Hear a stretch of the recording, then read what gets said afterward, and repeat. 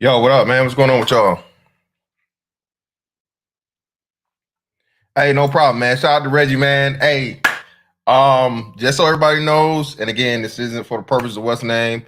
I was unfortunately not able to get the actually track down the PS5 for my man Reggie. My man Reggie said, "Hey, man, go ahead, shoot him the bread." He got him apparently in the targets where he at, so hey, he gonna have to try and hunt that thing down now. But ultimately, man, hey, appreciate you, bro, for winning that prize way back. And we do got another prize coming up here shortly because we're about to hit another milestone. Again, man, I love when people say certain shit to me, again, like this guy back here. I love proving people wrong. I remember once upon a time somebody said I wasn't even at 3,000 subs. And, hey, man, we're just going to leave that where it is. But let's just know your boy is moving on up, you know what I'm saying, to the east side, the west side, north side, south side. Hey, baby, we moving down south here soon, too, by the way. So just know there will be another giveaway coming soon. Again, I'm not gonna beg you niggas to win some free shit. Shout out to Reggie. Reggie was like I think one of five. How many people was it, Reggie, that showed up for the PlayStation 5 shit? And hey, we went ahead and rolled along with the show. So if you don't want some awesome gift, you know what I'm saying, some awesome giveaway prize like a PS5, hey, just don't show up. Like I said, man, this is not about to me. I did not promote it. I did not do it. I'm not in this thing for subs and just a whole bunch of subscribers and views and stuff for the strength of people that want me to give them some shit. I want the people that are actually here to listen to me and what I have to say. Reggie is definitely one of my A1 day ones. All the rest of you guys that are in here on the regular. But like I said, I got 34 people in here right now.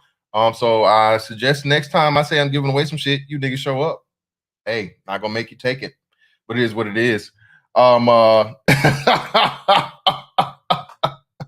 Hey, speaking of which, hey, I'm gonna hit you on the email, man. Because I want to do not only a tech show, I want to do a tech show with you, and we'll do the giveaway, which is separate. So the giveaway I want to do with G Dizzle. Shout out to G Dizzle, the motherfucker Mean King around this motherfucker. I'll be doing the giveaway with him for whenever he gets time. We set up the show for me and him to talk about tech, private military, a lot of great stuff. And I'll do that giveaway for one of his courses, but that's not the one I'll be giving away for my next milestone. So keep that in mind. But yeah, G Dizzle, your shirt gonna be tight for another reason, nigga. You got that motherfucking that keg going on. You know what I'm saying? It's gonna be, you got that good hair, nigga, but you ain't got them good abs. So you know what I'm saying? Hey, I got these jokes too, motherfucker. You know it. Hey, but shout out to everybody that what's the name, man. I see Linda know what's up. Shout out to Linda. Great Britain, don't come on, man. Don't stop it, bro. Stop it. You know we've been doing this. We've been doing this, man. We've been doing this.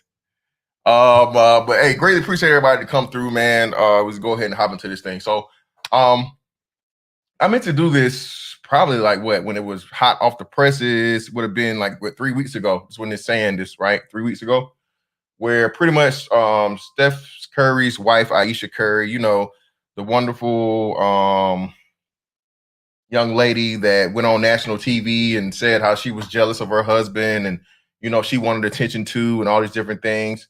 And we had this woman that transferred from this modest housewife, cook, cleaner, mother, very very reserved figure to doing things like we're going to see right here.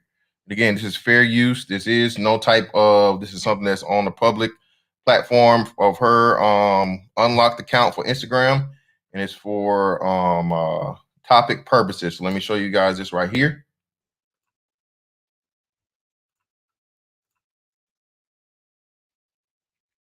We had the woman that went from telling other black women, hey, don't show skin and nobody should be seeing this but my man, and I'm gonna be all reserved and I'm pure, and my husband and my wife and my family and all this great shit. And lo and behold, what do we have here? What do we got here? Couldn't wait to thought it up, man. Couldn't wait to thought it up. And again, all due respect to Steph Curry, man. Steph Curry just won another 3-point contest. Steph Curry is having a phenomenal year right now, bro. MVP caliber year. They're teasing that Klay Thompson may be coming back this year. If Klay Thompson comes back this year, it's going to be trouble. All right. I gotta get into my sports thing too, man. I'm working out now. I'm actually got time to film, so I'm actually filming out workouts, and I'm gonna be getting into the BABG Fitness channel. I think I'll add sports to that too, so I can start giving some of these basketball reviews and things and whatnot, what have you.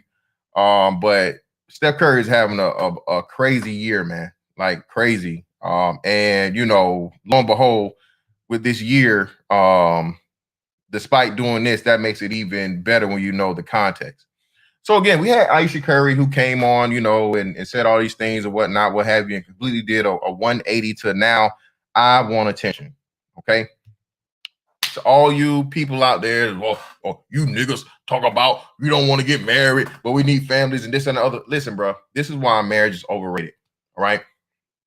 Steph Curry is the by a woman's thing, right? By a woman's choice, ideal husband. Extremely high value. Ladies find him extremely attractive. You know, that this is the nigga here again. Steph Curry is one of the motherfucking light skinned trinities, nigga. All right, nigga. In 20, what was that? What year did they win? 2016 or 2015? No, they lost in 2016. So in 2015, nigga, dark skinned nigga was on the ropes. All right, I ain't gonna lie to you. Dark skinned niggas, can you testify? Can we admit that dark skinned niggas, nigga, in 2015? Nigga, dark skinned niggas was on the ropes. Nigga. You hear me? You had Steph Curry, Drake, and Chris Brown. Like, nigga. We was a little worried, we sweating, nigga. We was sweating. That's why the memes started coming back and shit. We had to get them Prince jokes in there, even though was Prince still alive then? Prince was still alive in 2015, right? When did Prince die? When did Prince die? Prince died after that, I think, right? Prince was still alive then, but whatever. So, you know, we was in trouble because, you know, these niggas was taking over everything. You know, Drake popping, killing shit.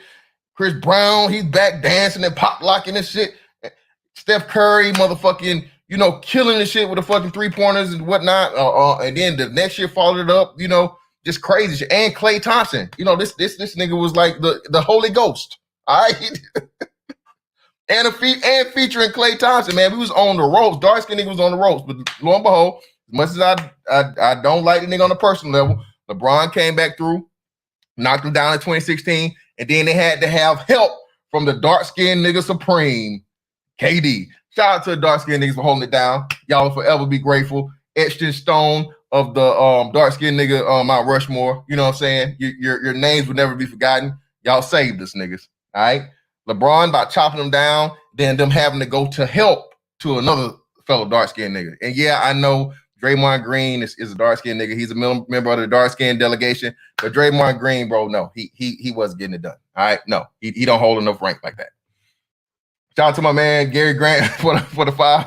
Hey, little bro, you know it was Steph that posed that picture, not her. Tell when knees and elbows become sexual, I'm laughing. Yeah, man. Listen, bro. SKC Denzel's wife making you light skins look bad. Hey, man, listen. That's what I'm telling you, man. Listen. So, none of them are mixed, man. None of them are mixed. Klay Thompson, I don't think Klay Thompson's not mixed. His daddy's just light skinned. And Steph, both of Steph's, everybody thinks Steph is light skinned. Steph is mixed. Steph is just light skinned. His mama and his daddy are black. His mama is fine as hell. Dale Curry, bro. Dale Curry is a good one. I don't know if Klay is mixed. Is Klay mixed? I don't know. Look it up. I don't think Klay mixed, though. I don't think Klay's mom is white.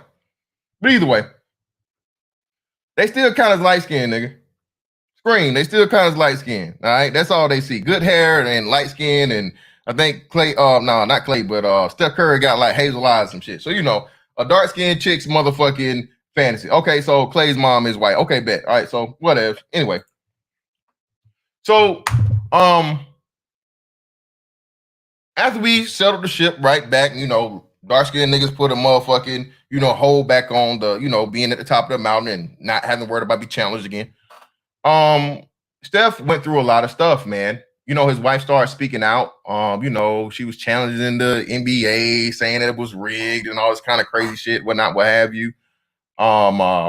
Steph had basically, bro, went from a rags to riches story. I don't want to say rags to riches, but Steph overachieved. For you guys that don't know, Steph was a big prospect at Davidson, but he was undersized, he was scrawny, he couldn't jump that high, and he had injury issues. He had had real bad ankles. And for the first few seasons, Steph Curry was out. He was constantly out for ankle injuries.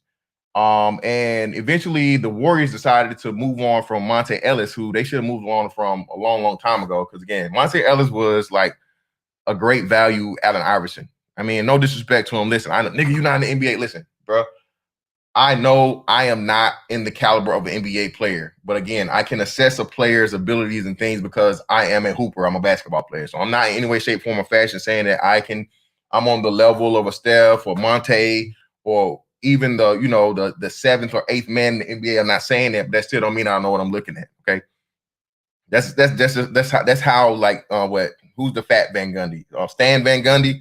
Stan Van Gundy is a coach. Stan Van Gundy ain't playing no goddamn basketball. Motherfucker been looking like a butterball turkey since like '88. Okay, so again, but yet still, he's a basketball genius. You don't have to necessarily know how to play or be at the level.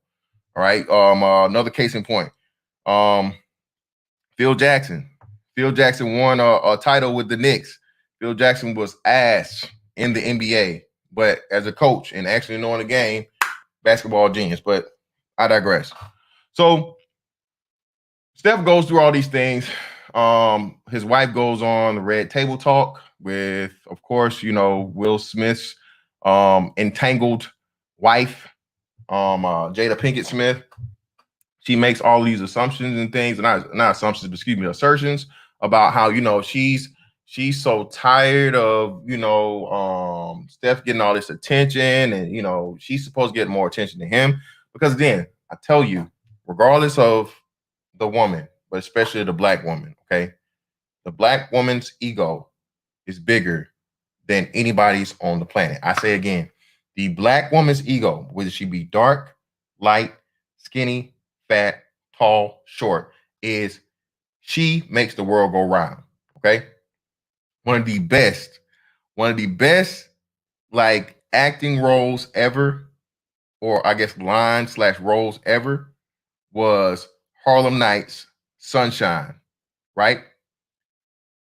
I don't think people understand just how much innuendo and black female psychology was in that movie.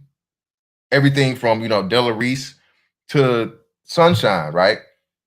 Pussy so good you throw up in the air, make the sunshine. That's how black women think. That's the black woman's dream. That she can put that good horse on your butt, put that good horse on you.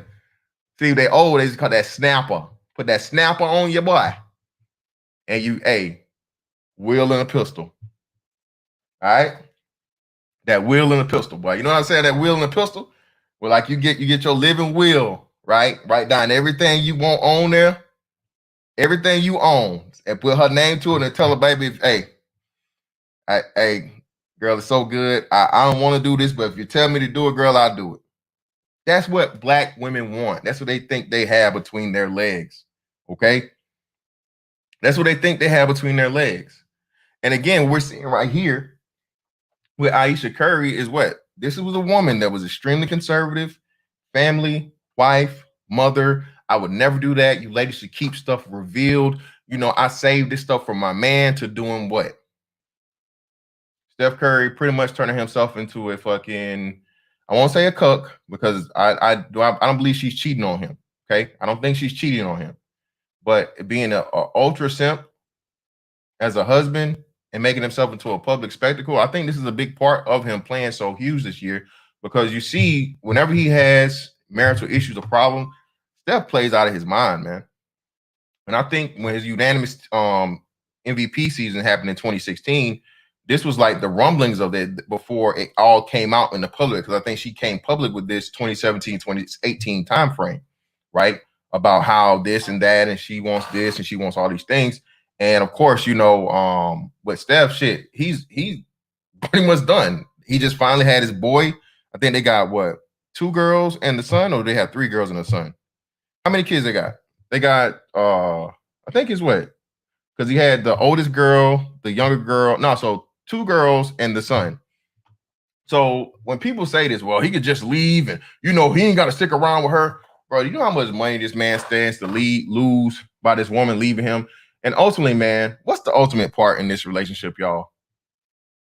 What's the ultimate part in this relationship that that you niggas in here act like just don't exist, right? What do y'all niggas around here act like just don't exist? 3 girls and 1 boy. No, yeah, it's 2 girls. It's not 3. It's 2. 2 girls. Let me make sure. Let me make sure. See, this is the great part of live participation.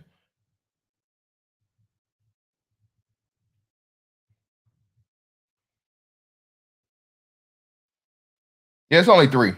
Yeah, because the last one was canon. 2 girls and a boy. Shout out to Nico. Appreciate you, bro.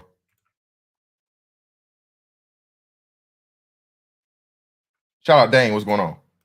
But what does Steph really have going on in his relationship right now? Steph actually loves this woman. All right? Steph loves this woman. Steph was in love with this woman. This woman was his dream girl. From what they say, Steph proposed to her. She rejected him, turned him down the first time. He came back, asked her again, and she finally said yes. He got the girl he always wanted. Mind you, like I said, this is how I tell you, man. And this is why I tell you more black men should take the Derek Jeter route. Okay? Well, listen.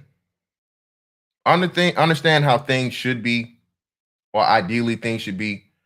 But what we have to start doing is being more selfish. When you're hyper successful, and again, not just being more selfish, but having faith in yourself. Steph Curry never thought he was going to be the Steph Curry of today.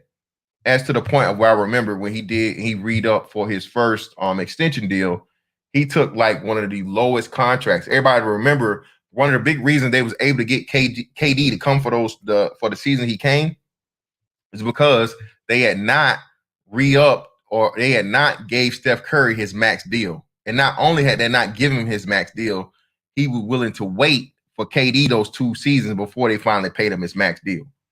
And the reason why it was so lucrative like that, because he was pretty much feeling like he was not going to make it in the league. He couldn't stop getting injured, all these different things, what have you. He's plagued by the ankle injuries, always out. And he was just trying to be comfortable for the rest of his life. But lo and behold, I think he said he switched up his personal trainer, what have you. They worked extremely hard on his hip mobility. I don't think people understand just how much power is in your hips and your glutes. This will be another major thing I talk about when I do get into the whole workout aspect of it. And hands down, Steph Curry is the undeniable, no contest, best shooter of all time. It's him and then a Steph and whoever else you want to name. Not even a close second. Steph Curry is light years beyond anybody that we've ever seen in the NBA. And what people don't understand and realize is, like I said, he wasn't like this starting off in his career because he was always hurt. This shit pretty much took off, and he made all the milestones and all of the traction he got just from like 2014 on. So for him to do that in the amount of time that he did it, bro, it's crazy. And when I knew he was official is when this guy right here called him the babyface assassin. When Kobe said that thing about it, it's like, hey, man, you guys better watch out for these dudes in Golden State because they're babies now. They're young now, but Those dudes are stone cold killers. And he was talking about Steph and Clay. So when you hear somebody like that, and Kobe don't get no credit, bro. He don't say shit to be nice. All right. If you don't know. But either way, none of them close, man. None of them are close. None of them are close. None of them are close. Not Larry, not Reggie, not Durant, not Dame, not Jesus Shuttlesworth. No, Page is not even in the conversation. I think they just recently recorded him hitting some like I think it was like 30 something threes in a row or whatever it was. I don't know. It was something crazy. Man, y'all get out of there, man. Come on, man. Y'all get out of there. We'll say that for 10-4 Tuesdays, man. We ain't gonna talk about the NBA Ultra, all right? Hey, and make sure y'all liking this, please. Make sure y'all like and share the stream. Come on, man. Y'all fucking up. I got 145 y'all in here. I don't even got 50 fucking likes. Come on, man. Y'all tripping, bro. Get them out of here, bro. Get them out of here. What y'all doing? Hell y'all doing, bro? Yeah, 100 threes in a row. Yeah, I appreciate you, bro. 105.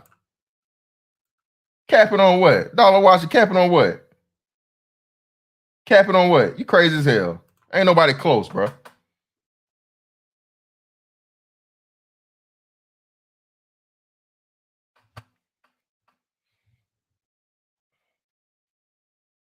He's not a better shooter, man. I'm talking about strictly shooting. He's not a better shooter than Steph. No ifs, ands, or buts about it. He's a better all-around guy, better offense, of course, but better shooter than Steph, not even close. I would still put Clay as far as being a shooter over Durant. Pure shooter, Durant might break the top 5. Yeah, man. We'll get into it later though on one of the sports discussions. Come on, man. Hey, we'll hold this motherfucker up. I don't even got 100 likes, bro. I need at least 100 likes in this motherfucker. What the hell y'all got going on? Y'all know YouTube hating this shit. I hate this shit, bro. My goddamn feel like something on my nose all the time. It's crazy. Barrington G, for context, Steph Curry has already passed up Reggie Miller. And I think Reggie Miller paid for something like what, 17, 18 seasons?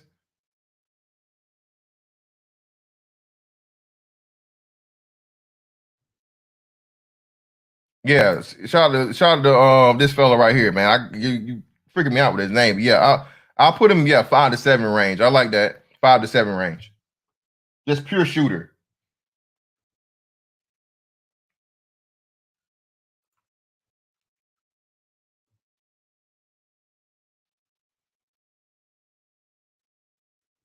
Come on, goddamn Jeopardy music. I need 30 more likes, motherfuckers. I know I ain't got that many haters in here. Likes is free. Come on, so we can move this shit along. Come on now.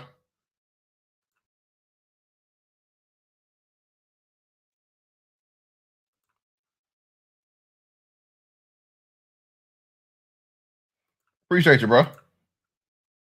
You know I gotta keep some,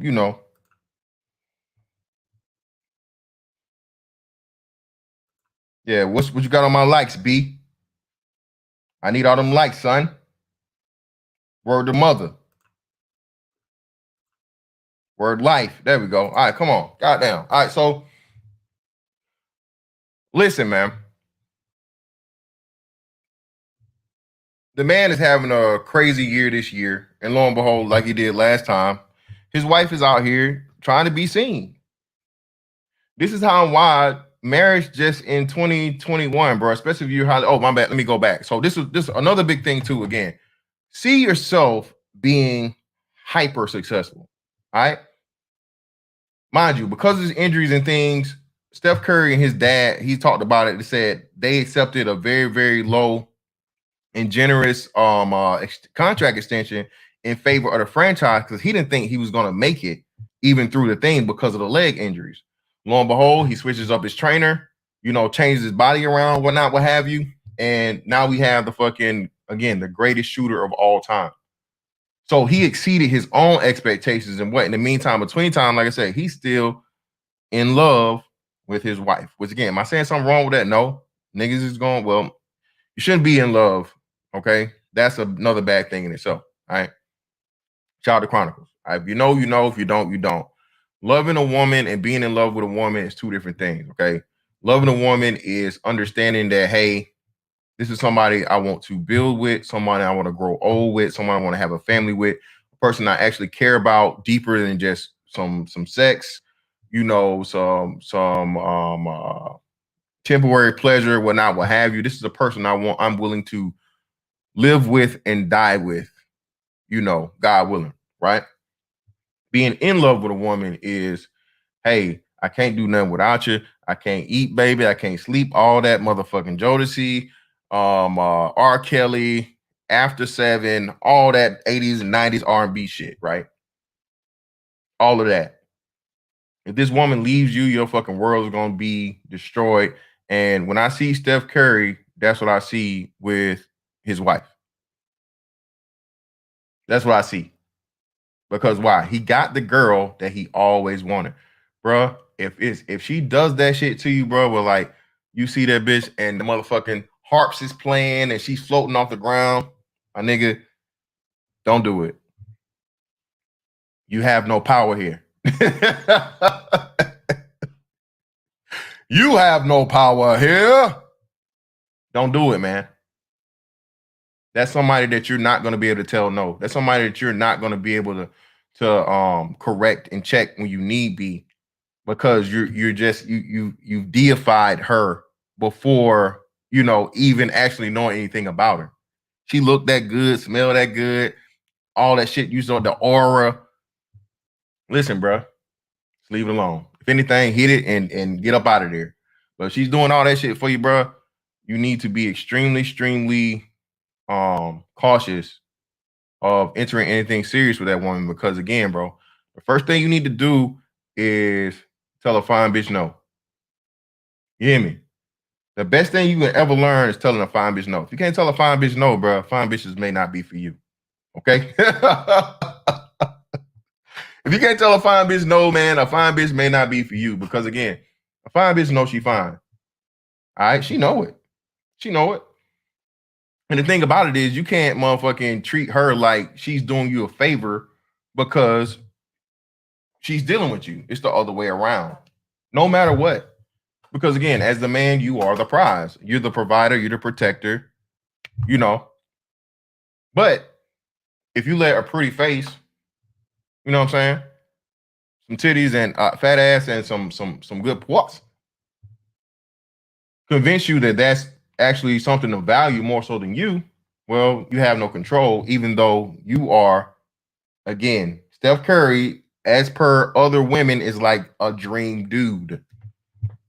Remember, she was complaining about that. Women was running up on her and them in her face like, bitch, move. Move, bitch. Oh, Steph.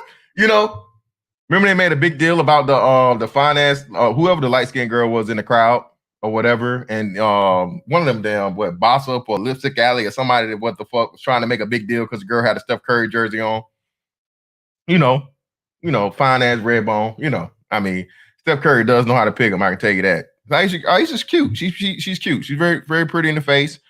She got her. I'm not gonna say she got her body done, but she lost the baby fat. She got on some type of workout regimen, whatnot, what have you.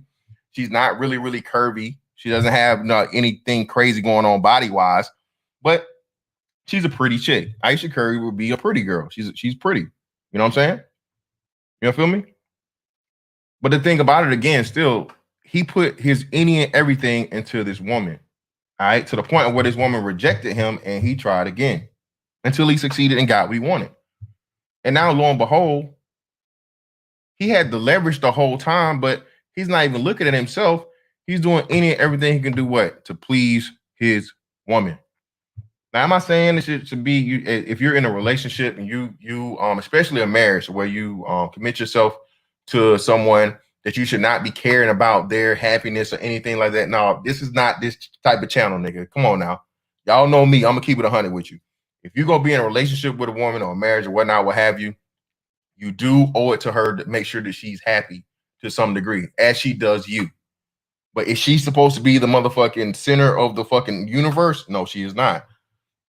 especially with children. You're supposed to understand that. But being that again, women cannot handle not being the center of attention, especially when who? The person who is the center of the attention, which is Steph Curry, made her the world. So he already pre-programmed her into thinking that, hey, well, shit, everybody's supposed to run up to me when we're out somewhere because I'm the pretty one here. I'm the woman. I'm the this. I'm the mother. I got his kids. I got this. I got that. He wanted me. He chased me down. He did. Well, time changes, bitch. Things don't stay the same. And now you went to one of not only just a great basketball player, but a all-time great basketball player for a husband.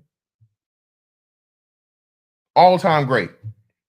Steph Curry right now today is at least top 25, not top 20 all-time NBA players. Hands down, without a doubt. When it's all said and done, he could, if he gets another ring, he could breach top 15. Do I see him get into the top 10? He get 2 more rings, yeah, possibly, but he'd need at least 2 more rings for that.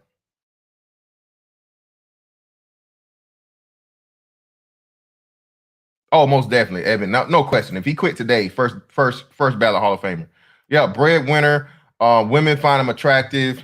All of these things. Again, this dude, even if he stopped today, he's never gonna stop making money. He has endorsement deals. Not to mention what he did for her. Started her cooking channel. I think she got pots and pans and shit. He did what he was supposed to do as a husband for his wife. He made his wife her own brand. And was that enough? No. Because what? What do all women want, fellas? What do they have to have? Say it with me now. Hurry up. Hurry up and put the magic answer in the chat. What do they all have to have? What can every woman not motherfucking operate without?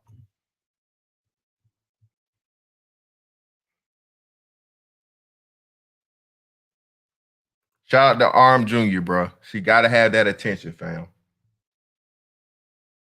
And she has to be the center of attention. She has to get more attention than that man. Because why? That man worships her. So in her mind, there's no way that someone that worships her should be getting worshiped more than her.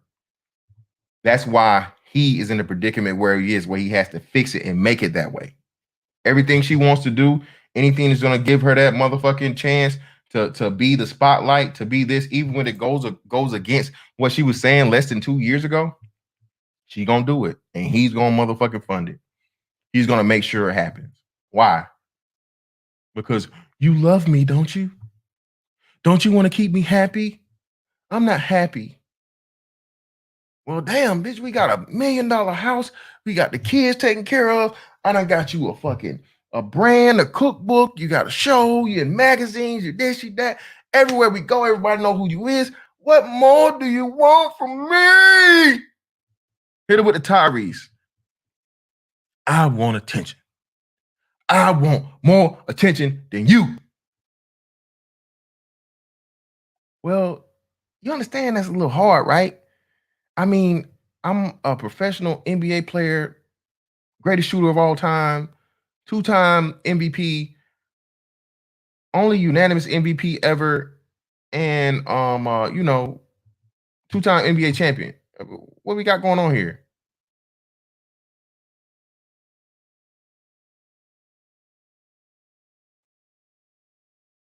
What are we doing here?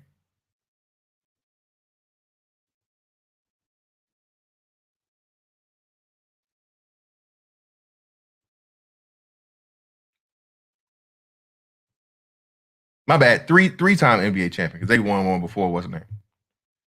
3-time NBA champion. I'm sorry.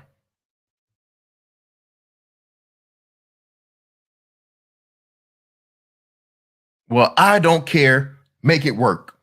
Figure it out. Make me more popular than you. Make everybody motherfucking pay me more attention than they pay you. Figure it out.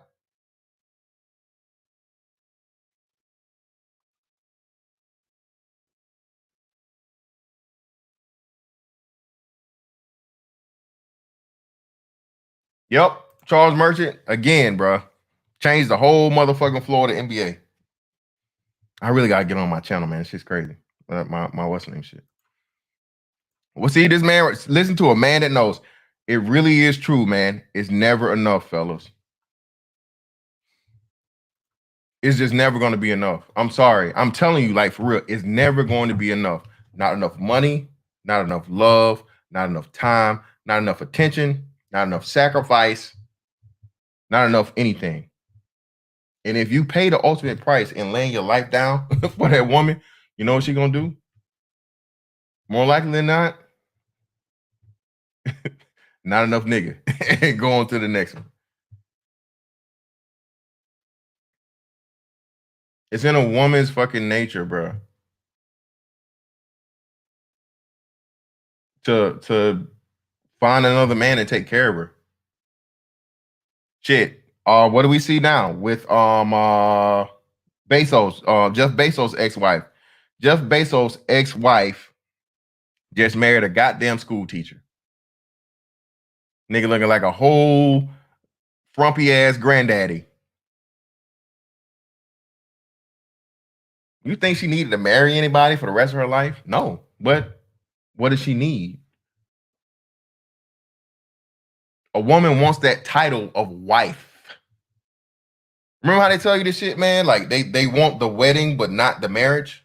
That's most chicks. This is a woman that divorced the richest man in the world, one of the richest men in the world, right? Divorced one of the most richest men in the fucking world to marry a fucking school teacher. Why? Less than 2 years later.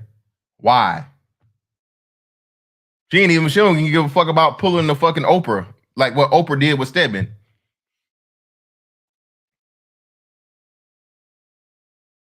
Why? Because the title is more important than anything else to her. She wants to be a wife.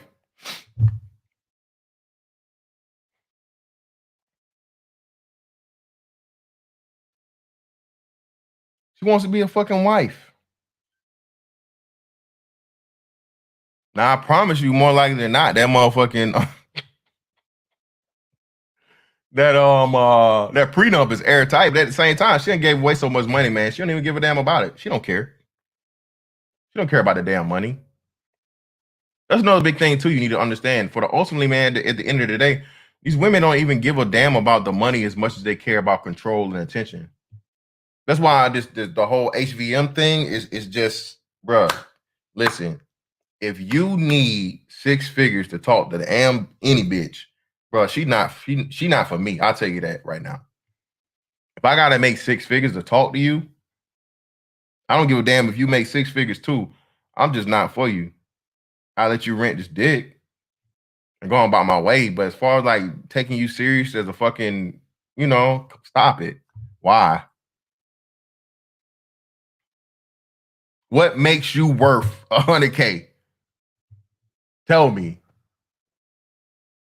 Oh, you already got a baby daddy. Oh, bitch, stop. You disqualified, Shawty. You disqualified. Stop it.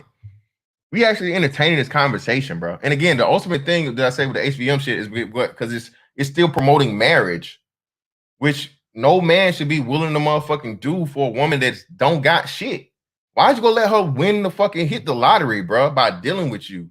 You worked your whole life to get to where you are, to be the fucking 10% or less than 10%. And you gonna give it away to a bitch and sign away 50% of your shit? You a fool, bro. You are a fucking fool. And again, marriage is just, bro. Marriage is a relationship that's recognized by the state. That's all it is. With all of the risk going to you and all of the reward going to her when she's sick and tired of your ass. And in cases like this, where we have fucking, again, Steph Curry's not enough. I say again to you, Steph Curry is not enough. And you just say, oh, well, it's just Aisha. No, it's not Aisha. It would be Aisha. It would be Keisha. It'd be Leisha. It'll be Tisha. It'll be any of them with that fucking Isha on the end of it. Any of them. It'll be the same thing because what? A woman is never satisfied. She's just not. She never satisfied, man. A woman thinks that life is supposed to be this everlasting, fucking, never-ending. Woo wee. What was that? Geico with the pigs, with the fucking the pig on the roller coaster or whatever. Just constantly, just nothing but happiness and fun and spontaneity and all this other shit. And as soon as the fucking ride is over, what the fuck? What's wrong? What? Oh, no, I'm not happy. I'm not having fun. I'm not. Wait, what are you talking about? How can you not be? You're a millionaire wife to one of the most famous men in the world. Dude is gonna go down as a NBA legend. And that's not enough, people. What chance do you stand, my nigga? If Steph Curry, motherfucking light-skinned nigga extraordinaire, God level, his shit is over 9,000, well above, is not enough. What chance do you stand, my nigga? I don't give a damn how high value you are. You're not higher value than Steph Curry. And you see what the fuck he going through? And he actually, to her credit, she built this up with him from the ground up. She started in from his infancy as a fucking NBA player and all this shit and came up with him. So at least she been there the whole time. But you mean to tell me now you're reached your pinnacle or you're getting to the point of where you're here high and still rising and you're going to just throw it away to a bitch because she got a pretty face, big titties, fat ass, and some good what's you a fucking fool, my guy. You are a fool. Because just like in this case right here, all it takes is for her to say, hey, I'm not happy. I don't want to do this shit no more. And you know what he's stuck doing? Giving her whatever the fuck else she wants and then trying to pick up the pieces and move along. And the biggest fucked up part about this shit before that would be for him is that Steph really does love this girl. Steph loves this woman, man. As he should. That's his wife. But he's in love with her. She can do no wrong in his eyes. Nothing wrong she can do. And we see him devolving into just this whatever she wants, she can get. Motherfucking Tony. Whatever you want.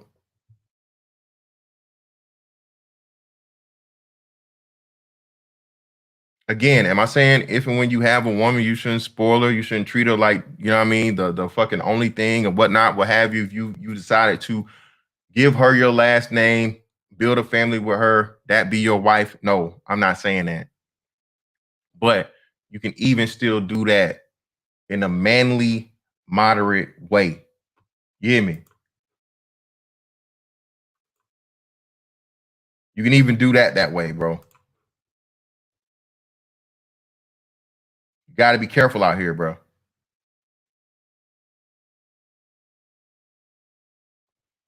BBW lover. This dude right here is like this a newfound this is my newfound guy, man. I don't know who the hell you are, but you be funny as hell.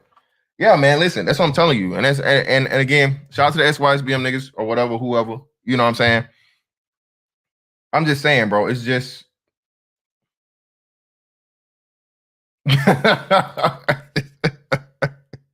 nothing wrong she can do. Yeah, I'm telling you. Well, it definitely ain't me, goddamn Frederick. It ain't me, nigga. You know? And I can tell you from my own personal experience, man, it was just like it will be times when the ex would complain about shit, and I'm like, yo, are you serious right now? I'm like, yo, you're seriously complaining, and you have this, and this. I say, look at your friends and look at you. You're the only one of your friends that's married, right? Yeah. You're the only one of your friends that's got a house, right? Yeah. But look, and well, no. You gotta pay for all your shit or the majority of your shit. No, but no. We're not done. We're not done, bruh. Again, this shit don't matter to them, bruh. It don't.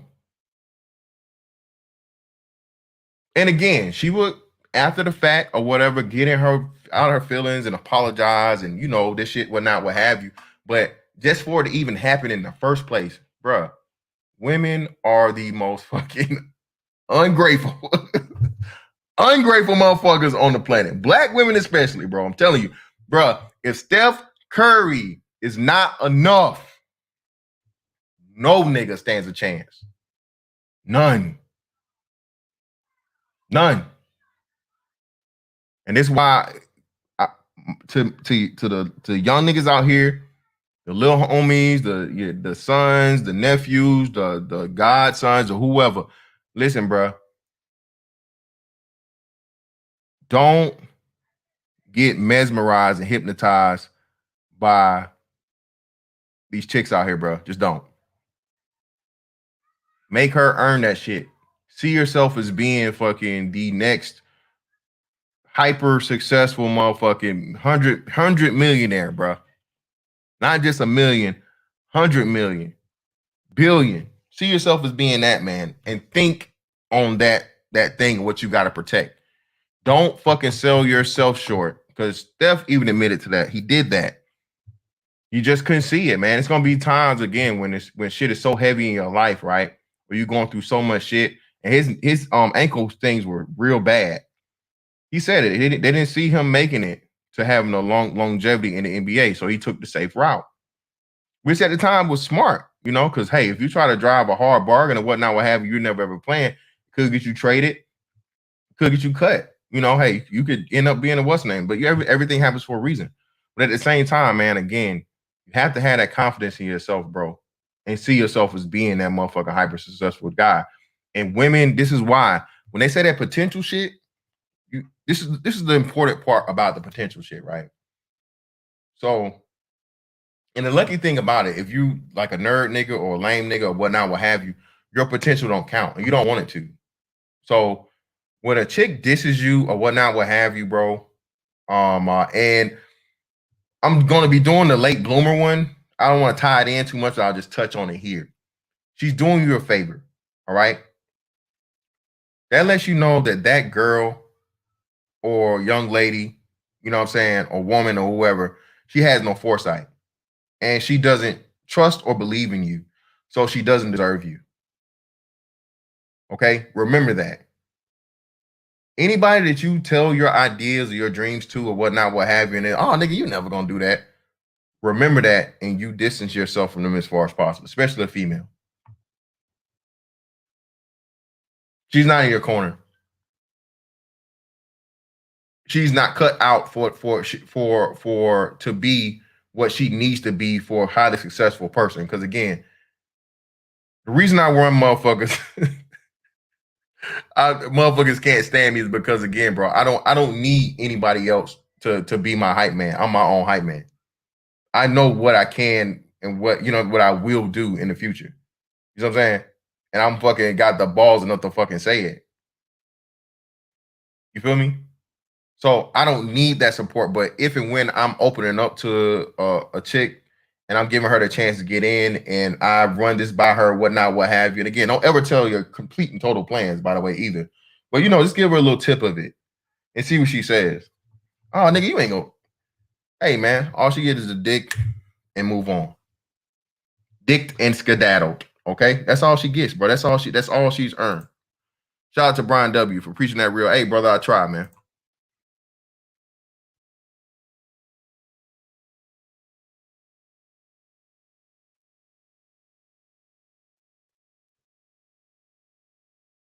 If you're out here, man, again, wait until you hit your late 30s, early 40s, or whatever. If you even, especially if you're tracking earlier than that, you're at the 6-figure level, bro. and you are going to pretty much turn yourself over to a woman that's never been there a day in your life just because she's fucking pretty, bro. I mean,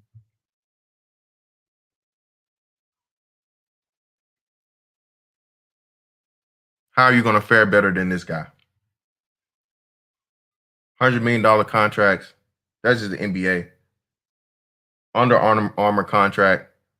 But he was doing the State Farm thing at one point in time. All kinds of endorsements. Can't say he's I mean, what, six? What, I think Steph is what, 6'3".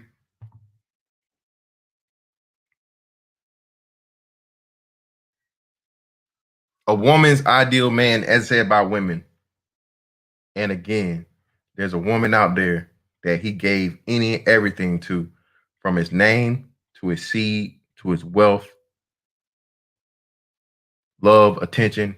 And what is it, fellas? Not enough. So with that one, I'm gonna open this thing up, man. Let y'all come up here as we always do. Hey, man, hit the goddamn like button. Y'all motherfuckers in here deep as fuck. All right, y'all in here deep, but I ain't got no motherfucking deep ass likes, man. I need these likes, bro. I'm asking for the likes, baby. Got 200 plus in here, man. I need 200 likes, man. Come on now. Yeah, I mean Shay Mack, and that's not even to be what's in it. He just and again, man, this is why you don't. This is why you shouldn't and you can't be falling in love, man. Because if his wife left him, bro, and again, the time he had, he was showing it a little bit when they was going through this thing after the red table talk or whatnot, what have you. He had a little slump because this getting to him, and pretty much he's trying to figure out everything. His most important thing in life is keeping his wife happy. No, bro, it is not your job to make someone else happy. I say again, it is not your job to make someone else happy. It's not your job to make someone else have fucking self-esteem, have them have high esteem in themselves. Again, no, bro, that's not your job. You will kill yourself trying to do that shit, bro. You literally will. Are you supposed to be there and help somebody if and when you dedicate yourself to them in a relationship, especially in a marriage? Yes, of course. But can you make yourself their source of happiness, bro? Then your life, that's the title. Your life is not yours. If you are responsible for anybody else's fucking happiness, your life isn't your own. You're not living for you no more.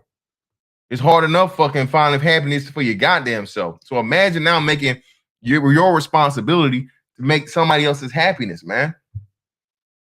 And we proving it. Money not gonna do it. Love ain't gonna do it. Kids not gonna do it. Stability not gonna do it. Money not gonna do it. Protection not gonna do it. None of this shit is gonna give you what the fuck, because that's how women do. Shout out to Tim Howard for the 10, man. Thanks for what you're doing and speaking up for brothers. Continue to keep it coming. SYSBM, Crypto, Passport, Travel. Appreciate you, brother. Really appreciate you.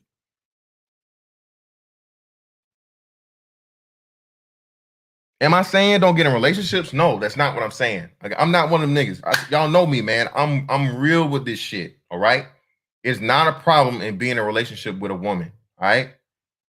You get a woman that fucking you vet, take the time. She works for you. She actually gives a fuck about you, most importantly, right? She's proven herself and all these other things, man. You gotta make her earn it, bro. Just like a bitch make you earn the pussy, bro. You gotta make her earn you. You feel me? This will be another big thing too, bro, because we aren't taught this, and that's a big part, another big deficit in fathers not being in the households and these women raising these sons.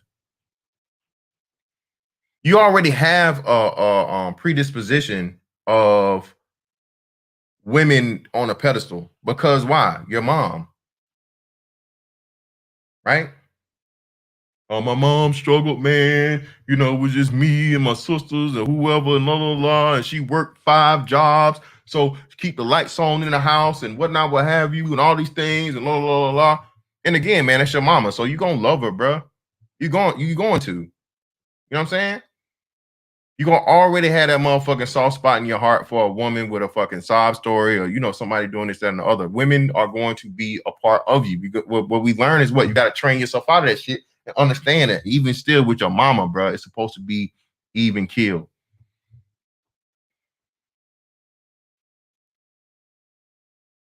She's not above reproach. She's a human. She's a woman. Just like just like the bitches you dealing with right now is headaches to you. She's a headache for somebody at some point in time too.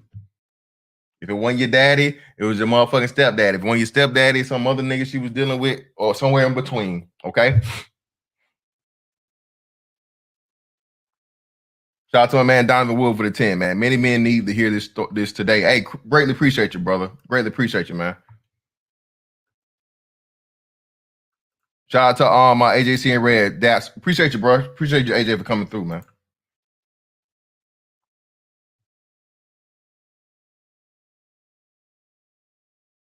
Start making these fucking women earn you, bro. Because you worth it, my nigga.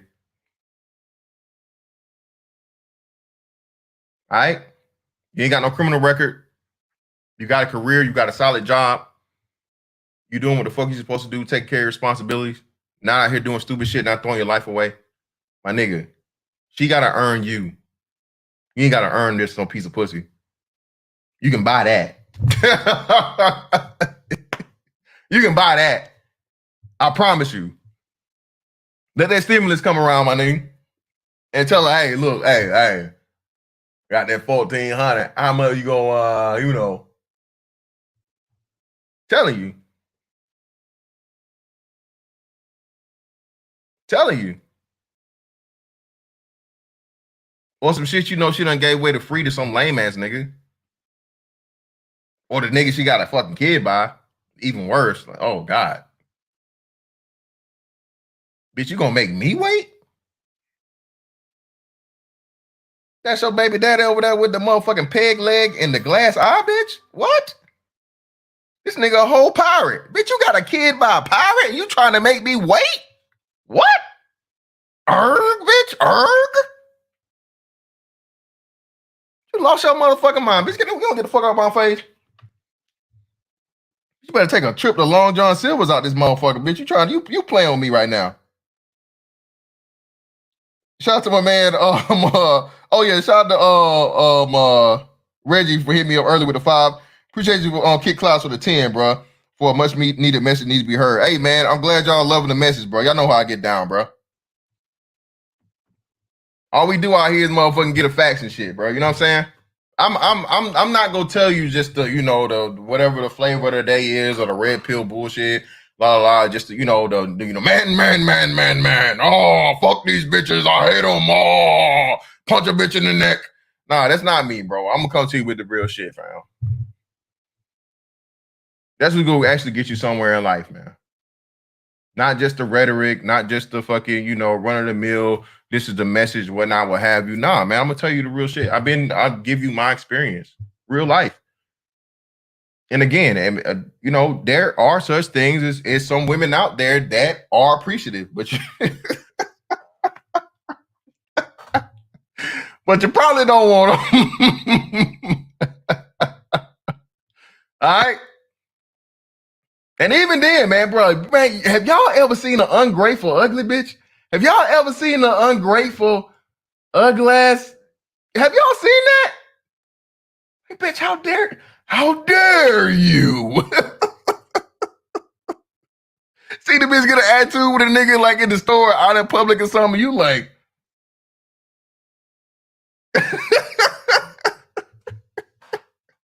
Nigga, you need my belt? Somebody call the law. What's going on here? This is a travesty. This is a crime. This is a felony. This ugly bitch is embarrassing this man right now. What's going on here? Don't. I can't say if I say that.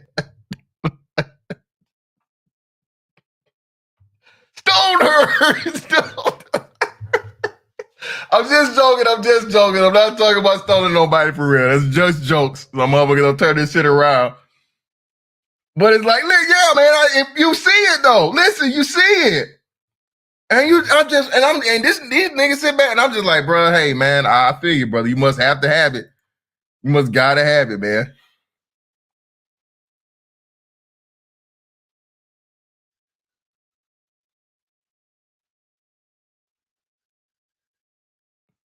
Yeah, and again, man, this is why I tell you, bro. The biggest thing you could ever do, biggest favor, you look at here, bub.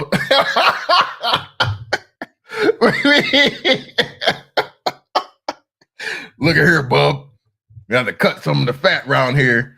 But yeah, man, listen, man. Shout out to GLB in the building. Listen, man, I'm telling you, bro.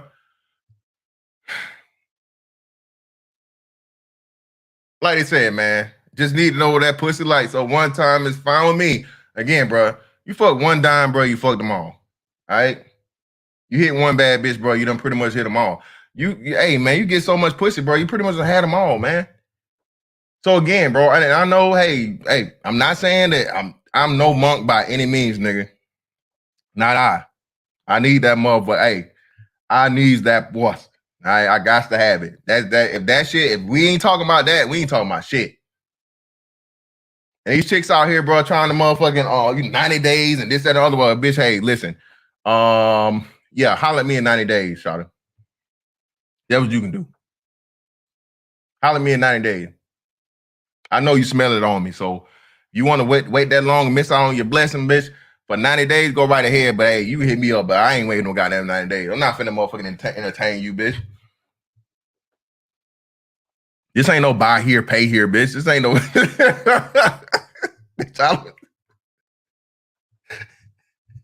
bitch, I ain't buying no cars from Leroy's Chicken and motherfucking auto sales, bitch. No, I'm going to the real dealership. I got good credit, bitch. I got benefits.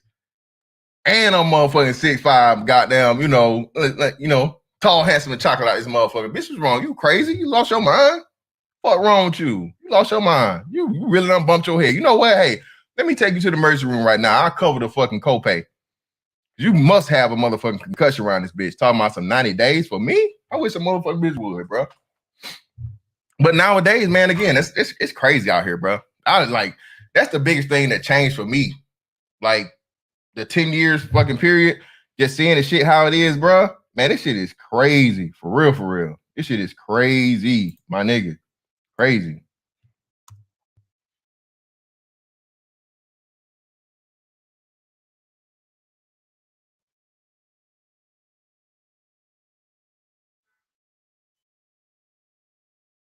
I ain't never fuck with no white girls, man, so I don't even know. Yeah, Ray, none of that shit, bro. Get out of there. Get out of there, grown GMB. Come on now, get out of there, bro.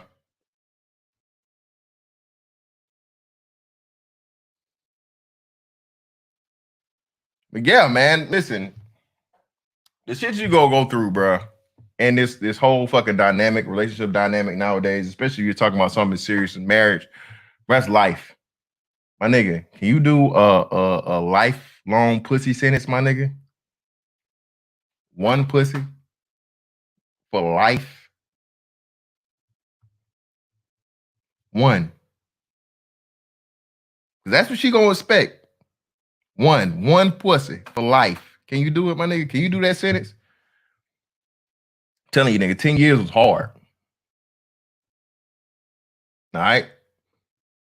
No pun intended. And it wasn't because I wasn't attracted to her or anything. It's just the faithfulness. And again, like bitches, bro, bitches is shiesty. Bitches see you married, and a lot of chicks, bro, just want to get you to cheat. That's the crazy thing about it. They know you married, right? Especially if they know your old lady and they may not like him or some shit. So make sure y'all careful out here, because a bitch will motherfucking give you some head or give you the pussy or whatever just so she can tell on you, man. So make sure you're careful out here, nigga. It's a dirty game. Hell, I doubt that. Listen, well, I ain't gonna say that. I ain't gonna speak on motherfucker that. That's that man's life. That's his dick. I don't give a fuck about it. But again, I can tell you this, man. If Steph Curry has been faithful, that nigga there, bro. Hey, just saying. Yeah, hey, shout out to so.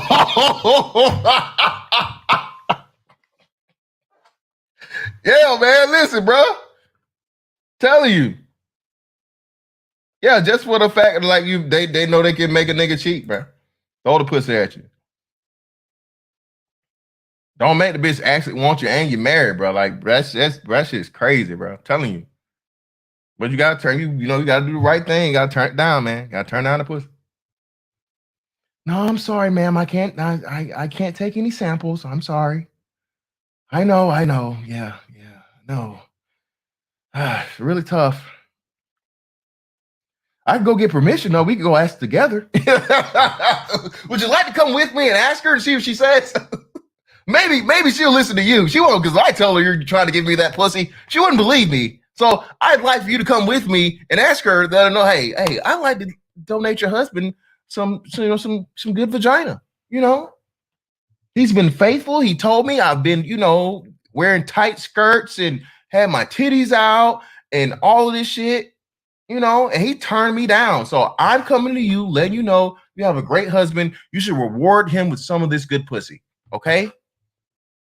What do you think?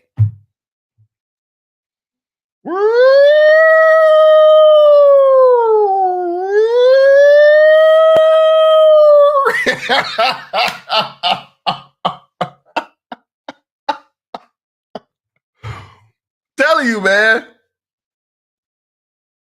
Hey, man, niggas ought to start telling you, bro. Hey, we started some new shit, bro. Like, it's new in here. It's new in here. Fuck, new ain't in here. So, anybody that's ever been in the military, right, or whatever, you get like service stripes, like good conduct, right? Like every 3 years, you get like good conduct. So that shit should be a clause, nigga. Every like 3 to 4 good years of faithfulness and whatnot, what have you, niggas should get some motherfucking outside pussy. All right, goddamn it. All right. I promise you, ladies, if y'all was to start working that in the marriage contracts, more niggas would sign up, okay? They would. Or guaranteed motherfucking threesomes or some shit, on certain occasions. Because, man, again, nigga, can you eat filet mignon every day? Lobster and scrimps, nigga, can you eat it every day? What's your favorite meal? Tell me your favorite meal. Exactly, my nigga. Bro, truth. Listen, no can do. Listen, your favorite meal. Can you eat it every day for life, my nigga? Fuck this lobster. Get this motherfucking caviar out of my face. Get this shit out of here. Tell him, why would you want a burger when you got steak at home? Bitch, I've been eating steak for fucking 3 years. You know that red meat bad for your colon, bitch. I want a chicken breast. I just want I want a bologna sandwich, bitch. I want something different. Sick of this shit. It's the same shit. I done put the pussy in every position. Ain't nothing left. Ain't no pussy positions left, bitch. I need some new pussy.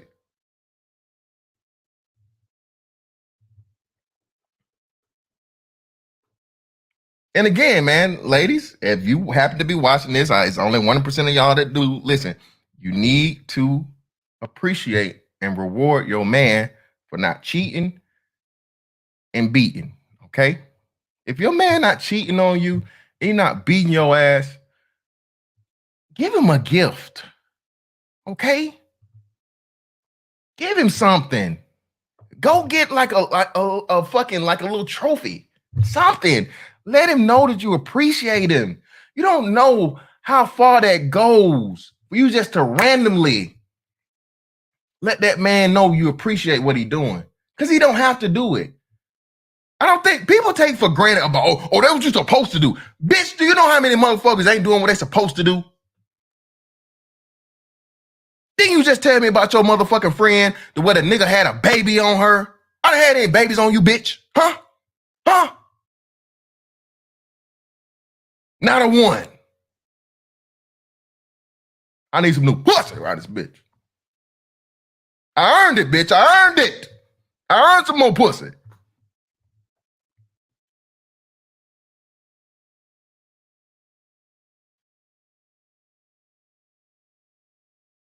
Yeah, Twan, get the motherfucking lobsters. I'm the goddamn lobsters, nigga. Fucking sea roaches just disrespecting this shit. You don't give a fuck about that shit.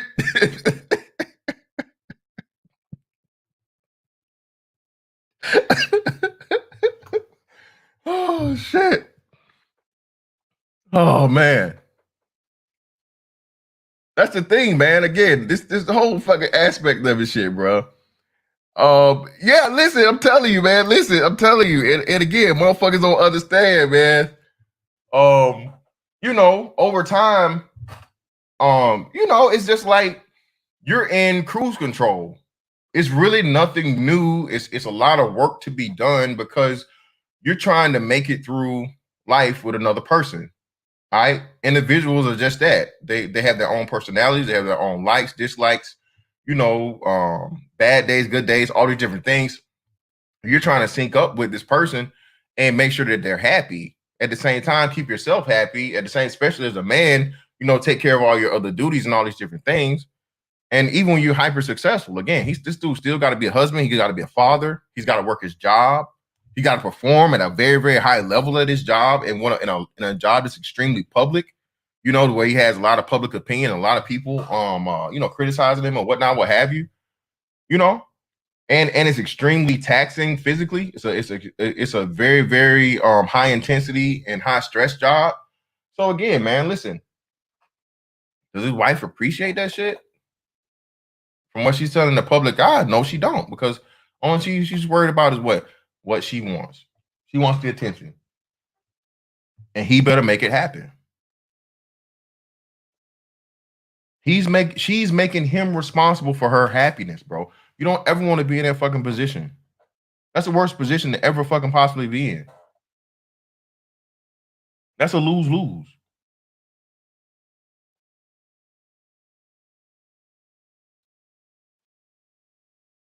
You're just gonna be trying shit and pretty much fucking moving at any and every fucking suggestion or request she has. And with him, it's not even it's not even a case of money, how much it costs or any of that shit. Nah, because I mean the dude there's no limit to his bread, but you still got to worry about patience. You got to worry about time. You got to worry about optics, image, perspective, perception, all that shit. And he's the person suffering, even though this is like the dude that any motherfucker would trade lives with today. And what is it? Still not enough.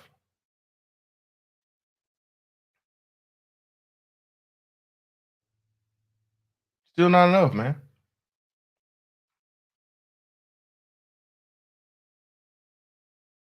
Shout out to Spiritual Logic, aka Hope, man. That's for men to maintain their independence. So a woman has to bring value to benefit the man's presence, or she gets nothing. Exactly, man.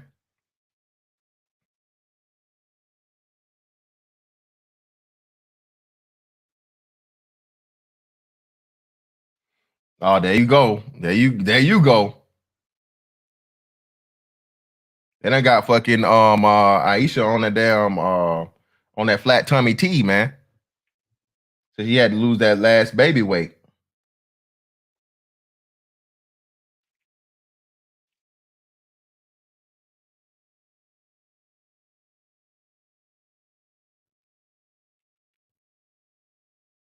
The biggest thing you need to understand out here, man, is that when you decide to embark on a long-term relationship, whether it just be a relationship or whether it be a marriage, you can't make her the fucking you can't make her the main event or the only focus of the relationship. Reciprocity is key. All right. Reciprocity is everything, bro. If she can't give what you give her, all right, and not necessarily saying money, of course, because again, his wife could never match him in money, and she shouldn't have to. Not saying that, just for the monetary aspect. But whatever it is to be of comparable equivalence, right? You have to make sure that you're getting that in return for what you're giving to her. That's her end of the bargain. That's how she shows that she's invested. That's how she shows that she actually gives a fuck. She values and she appreciates what you're bringing to her. Again, bro, if she's just giving you pussy, what is that? She can give that to anybody. If it's something she can just give to anybody, I mean, what the fuck is it? If it's something that everybody's already had, what the fuck is it? And again, I mean, what's the virgin count out here? What's the virgin count in 2021?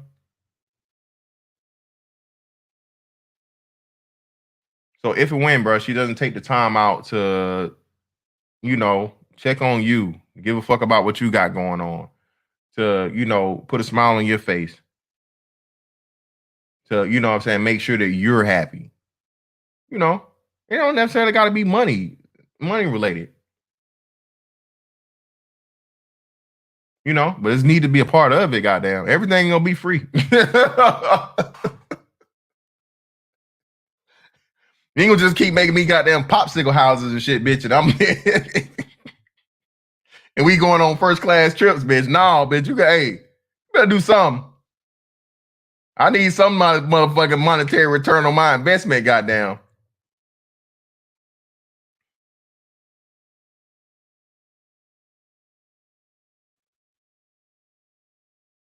I need some on the back end, bro. But again, it's just an initiative and to show that you're willing to sacrifice, and it's an investment, man. Because y'all know this shit, bro. It's not easy being a man, especially a black man out here, right? And the biggest risk a man takes is finding interest in taking a woman serious. That's just the harsh truth. And I don't think, again, women don't understand it because, again, most niggas they deal with is just like on some simp shit anyway. But the biggest risk a man can take is taking a woman seriously and, actually investing time, money, and feelings in that woman, right? Hoping to get some type of, return back. You need to know that before you get invested. All right. And you only invest more as you see a return on that investment. You don't ever go all the way in and a motherfucker ain't even went in the first 10% for you. That's not wise. That's going to be the same way throughout the fucking relationship, bro. Setting precedence is everything. And that's another big thing we aren't taught as men, especially black men, again, because the fathers aren't there. And if the fathers were there, a lot of niggas don't understand that, man. Setting the tone and like using like first impressions and things like that.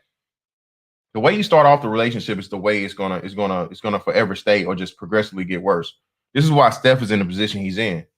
Steph started off being in love with this girl unconditionally, no matter what. This was his dream girl. He never had any control. Lo and behold, now he's in a situation as to where, she's tired of playing the role. Remember, this was another thing I tell y'all too. Bruh, let me see when they got married. Let me see.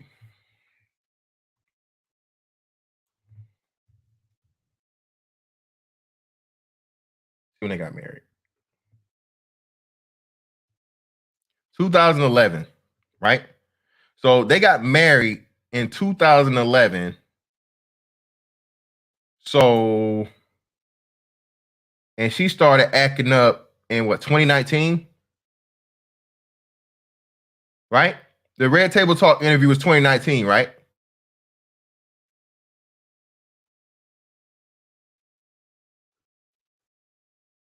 Was that 2019 or was that? Yeah, it had to be 2019 because last year was Corona. So 2019. So y'all know what this woman did, man? Remember I told y'all, bruh, a person can act for a long ass time. Can act for a long time. This woman was 8 years in and 2 kids deep before she started. I'm not getting enough attention.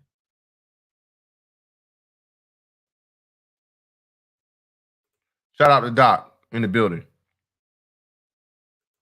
Y'all understand that? She was 8 years deep, 8 years in and 2 kids deep, y'all.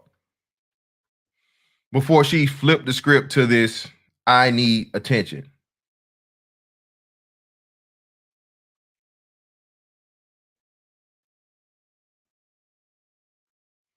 And Tim Howard, unfortunately, I would tell you this: if she did that, man, I wouldn't even want to imagine. The dude that takes her on, he should be stripped in the street, bro. I'll just say that.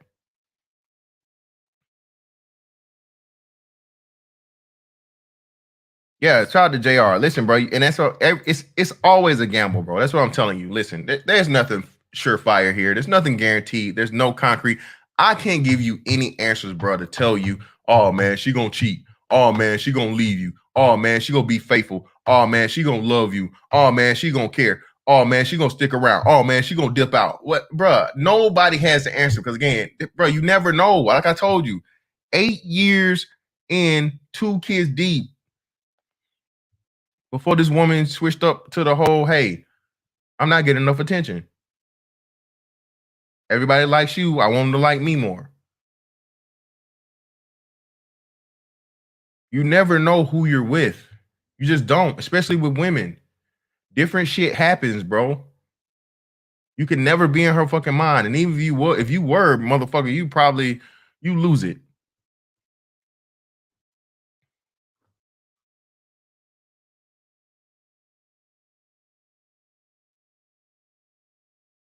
Yeah, exactly, man. That's we covered that. You came in a little late. That's what I said. The same woman, look at her now. For the sake of what? Attention. You never know who a person is, bro. Nobody stays the same throughout life. So for this man to be again 8 years into a fucking, an illustrious fucking career, and your wife just all of a sudden, I'm not happy. Nobody's paying me any attention. Everybody's looking at you. Everybody's fawning over you. Everywhere we go. You.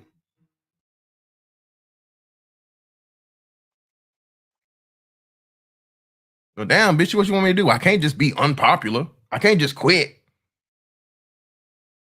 Well, make me more popular than you. Make people care more about me than you. And he's been on that trip ever since, man.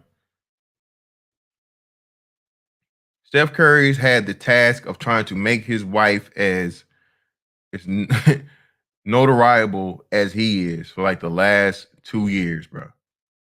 Can you imagine that fucking task, people?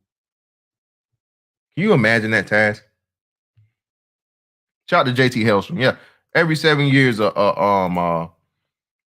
life cycles hit. Yeah, and again, some people is earlier than that, man. I'm telling you, bro. Like I said, some traumatic shit can happen to you in life, bro, and it can change you, bro. You know, you could lose a family member. You could be in have something physically happen to you. You could have something traumatic happen to yourself, in life, whether it be physical or whether it be career wise, whether it be monetarily. Who knows? A billion different things can happen in life, bro. So you never ever know what you're gonna get out of not just you, but hell, the person you're dealing with.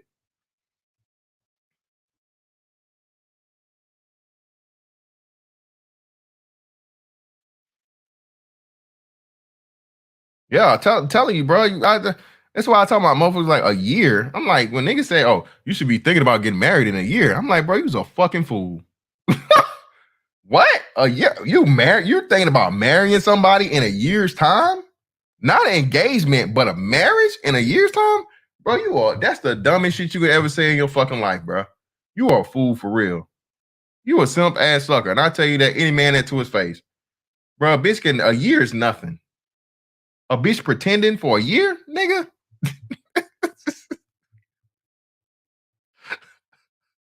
A bitch can hold her farts in for a year. Nigga, a bitch can hold her farts in for a year, nigga. A bitch cannot shit in your house for a year. All right? That's not even that's not even scratching the surface. You talking about getting married in a year? Man, that is a fool's errand in 2021, bro. Especially again if you're a HVM. But again, what do I know? Yo, shout out to Jason, man, in the building, man. What's going on, bro? No, JR, he can't. He actually loves this woman, bro. He's deeply in love with this woman. No ifs, ands, or buts about it. That's what I'm trying to tell y'all. Not only will he not divorce her because he lose so majorly in the divorce, but he don't want to divorce her because he wants to be with this woman, bro. And perpetrator, how long should you wait then? For me, you shouldn't even be thinking about marriage, bro, for a 2-year minimum.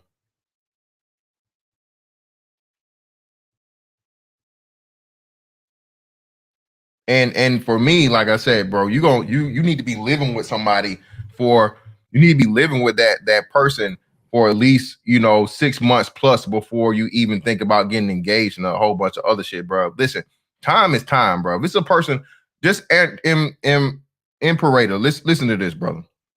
If you're gonna spend your life with somebody, what's a couple of years? If this person's actually willing to, and they say they want to spend their entire life, the rest of your life with you to the grave, what the fuck is 2 years? Sounds like a very, very small investment to me. Well, we got my man King Sigma in the building, man. What's going on, King Sigma? Yo, what's good, brother? Good topic. Man. Yeah, I've gotta step in and chop it up with you before this protein shake digest so I can go lift. But everyone keeps talking about this marriage topic as if it's something new, and I'm glad someone like you, who has been married, you got the family thing, and you going through that process now. There is no one size fits all, right? Yep. We're all unique individuals. We all have unique experiences. We live in different places. And in terms of our dating markets and our personality, it's always changing, man. In a relationship, you're with a woman for a year, 3 years, 5 years. Y'all changing at all times. You might have like a really hot and heavy relationship the first year, first 2 years, and it might start to plateau around the third or fourth year. And you married in that fifth year, you guys are only holding on because of the children or because of like status or your social circles, and then boom, it's over.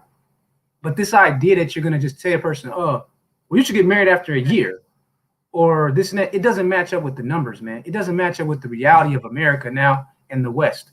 I'm not sure if you remember. Do you remember that dude back a couple months ago? His name was Dale Vince, who owned that company where he had separated from his wife, and under British law, there was no time limitation for like a financial remedy, and he had to pay her like $300K, even though he hadn't seen this woman in 30 years. Was that Canada? I thought it was Canada. I think that was Canada. Yeah, well, was that Canada? Because Canada, yeah, it was Canada. Yeah, I remember that. Yeah, they have the same kind of legal system, right? Like Canada is built on that same, kind of system. So here was a guy who hadn't even seen his ex-wife in like 30 years, and over time, he had improved his condition financially and upgraded himself and started his own company. And she just came up out of the nowhere like, hey, well, he got all this money now. Don't I deserve a check? I mean, they place no time limitations now on a financial remedy for a divorce. It's unlike any kind of contract in any other area of human law. Other areas of human law have strict obligations, strict dates, time frames, and amounts. But because of the way that this marriage and divorce has become like this social political volleyball, it's like the judges are just creating law out of nowhere. Well, you were married to her when you were 20 years old and you're 50 now, and now you're making $2 million. We think you should give her something. Just an opinion that's created by state law, and it's not constitutional because the Constitution left it to the states or the citizens. So it's not correct to say that it's actually even just state law, because the Constitution doesn't say if it's state, or it says it's state and to the citizens. And people need to stand up against these kind of laws that would tell a man, this woman and you broke up, you didn't even want the breakup, she wanted the divorce, and you still owe her 30 years later, 40 years later? This is crazy. Like you said, man, that's another big thing too. People need to not take for granted what we have here. The Constitution is a one of one. People, there's no other place on the planet that has the rights that we have here in the country, and unfortunately, there's not enough fighting being had to keep it as where we have it. Yeah, man, it's like unlimited, no statutes of limitations, like you said, on something as serious as a divorce decree and your earnings, that you can be 20, 30 years down the line and the bitch just pop up and say, hey, he's successful, I want some more money, even though we haven't been married. And you know what I'm saying? So yeah, man, that's crazy. We got Soul Provider in the building. What's going on, bro? Hey man, what's up, man? I'm just starting to think about this, man. Is that maybe for celebrities, maybe they should just consider just getting like I guess some arm candy, and just for the optics, like what's the point of them even marrying where they're always taking these L's? They have the money, they have all these resources, they might as well just stay single. But I understand, especially for someone like Curry, everyone else in his family's married. So I guess that's why he wants to kind of do what, his family does. But it's just kind of, it's pretty shameful to see that, he's taking this L, although, like you said, it was kind of expected since he was acting this way before. But he's light skinned, he got the height, so there's no bullshit on the height. He has the jump shot, the jawline, all the shit these women be asking for. And you have this chick over here just still not happy. And it's funny that even the sisterhood is not even, no one's even shamed. She even getting shamed at all? Or looks like they're just pretty much propping her up for this shit. Nah, of course not, man. She didn't get shamed for it. Chicks did clown her for a little minute because of the hypocrisy aspect of it. They brought up the fact that a couple years ago, she was talking about what's the name and shit. So you know what I'm saying? It's, again, man, listen, this is what we're saying. Like, this is what this like you, bro. Steph Curry isn't enough, nigga. What chance do you have? Yeah, Steph Curry has to worry about this. This is his wife, not just some thought. Whatever. This is man's wife. The same wife that, again, a few years ago was talking about, hey man, you girls need to cover up and save something for the imagination. My man, this and la la la, and now this bitch twerking on some risotto. Like, come on, man, stop it. The shit's so sensitized, man. It's like, especially millennials and Gen Z. I mean, they see this shit all the time. So this is another reason why people go to the pump and dump shit. This is why deal with this shit. Responsibly, of course. Shout out to Ramil. Responsibly. Yeah, right. Yeah, you always leave that out, man. Listen, like Ramil is one of the pump and dump progenitors, and dude don't got a kid to his name or even been trying to be put to him, man. So for when people automatically say that, man, that you guys talking about pumping and dump, well, hey, I mean that's just casual sex, man. It's just a blunt way of saying casual sex. As long as no children or anything come out of it, I mean, you're just doing what a responsible adult has. You have fucking sexual fucking relationships with willing participating women, and you're going about your way. I mean, it just is what it is. Casual sex is still and always will be a thing. Even if you do the 3-month thing, the 6-month thing, the 1-year thing, 2-year, at the end of the day, the information that we have on how long marriages last, under 55 years, total 7 years. That's where we're at, right?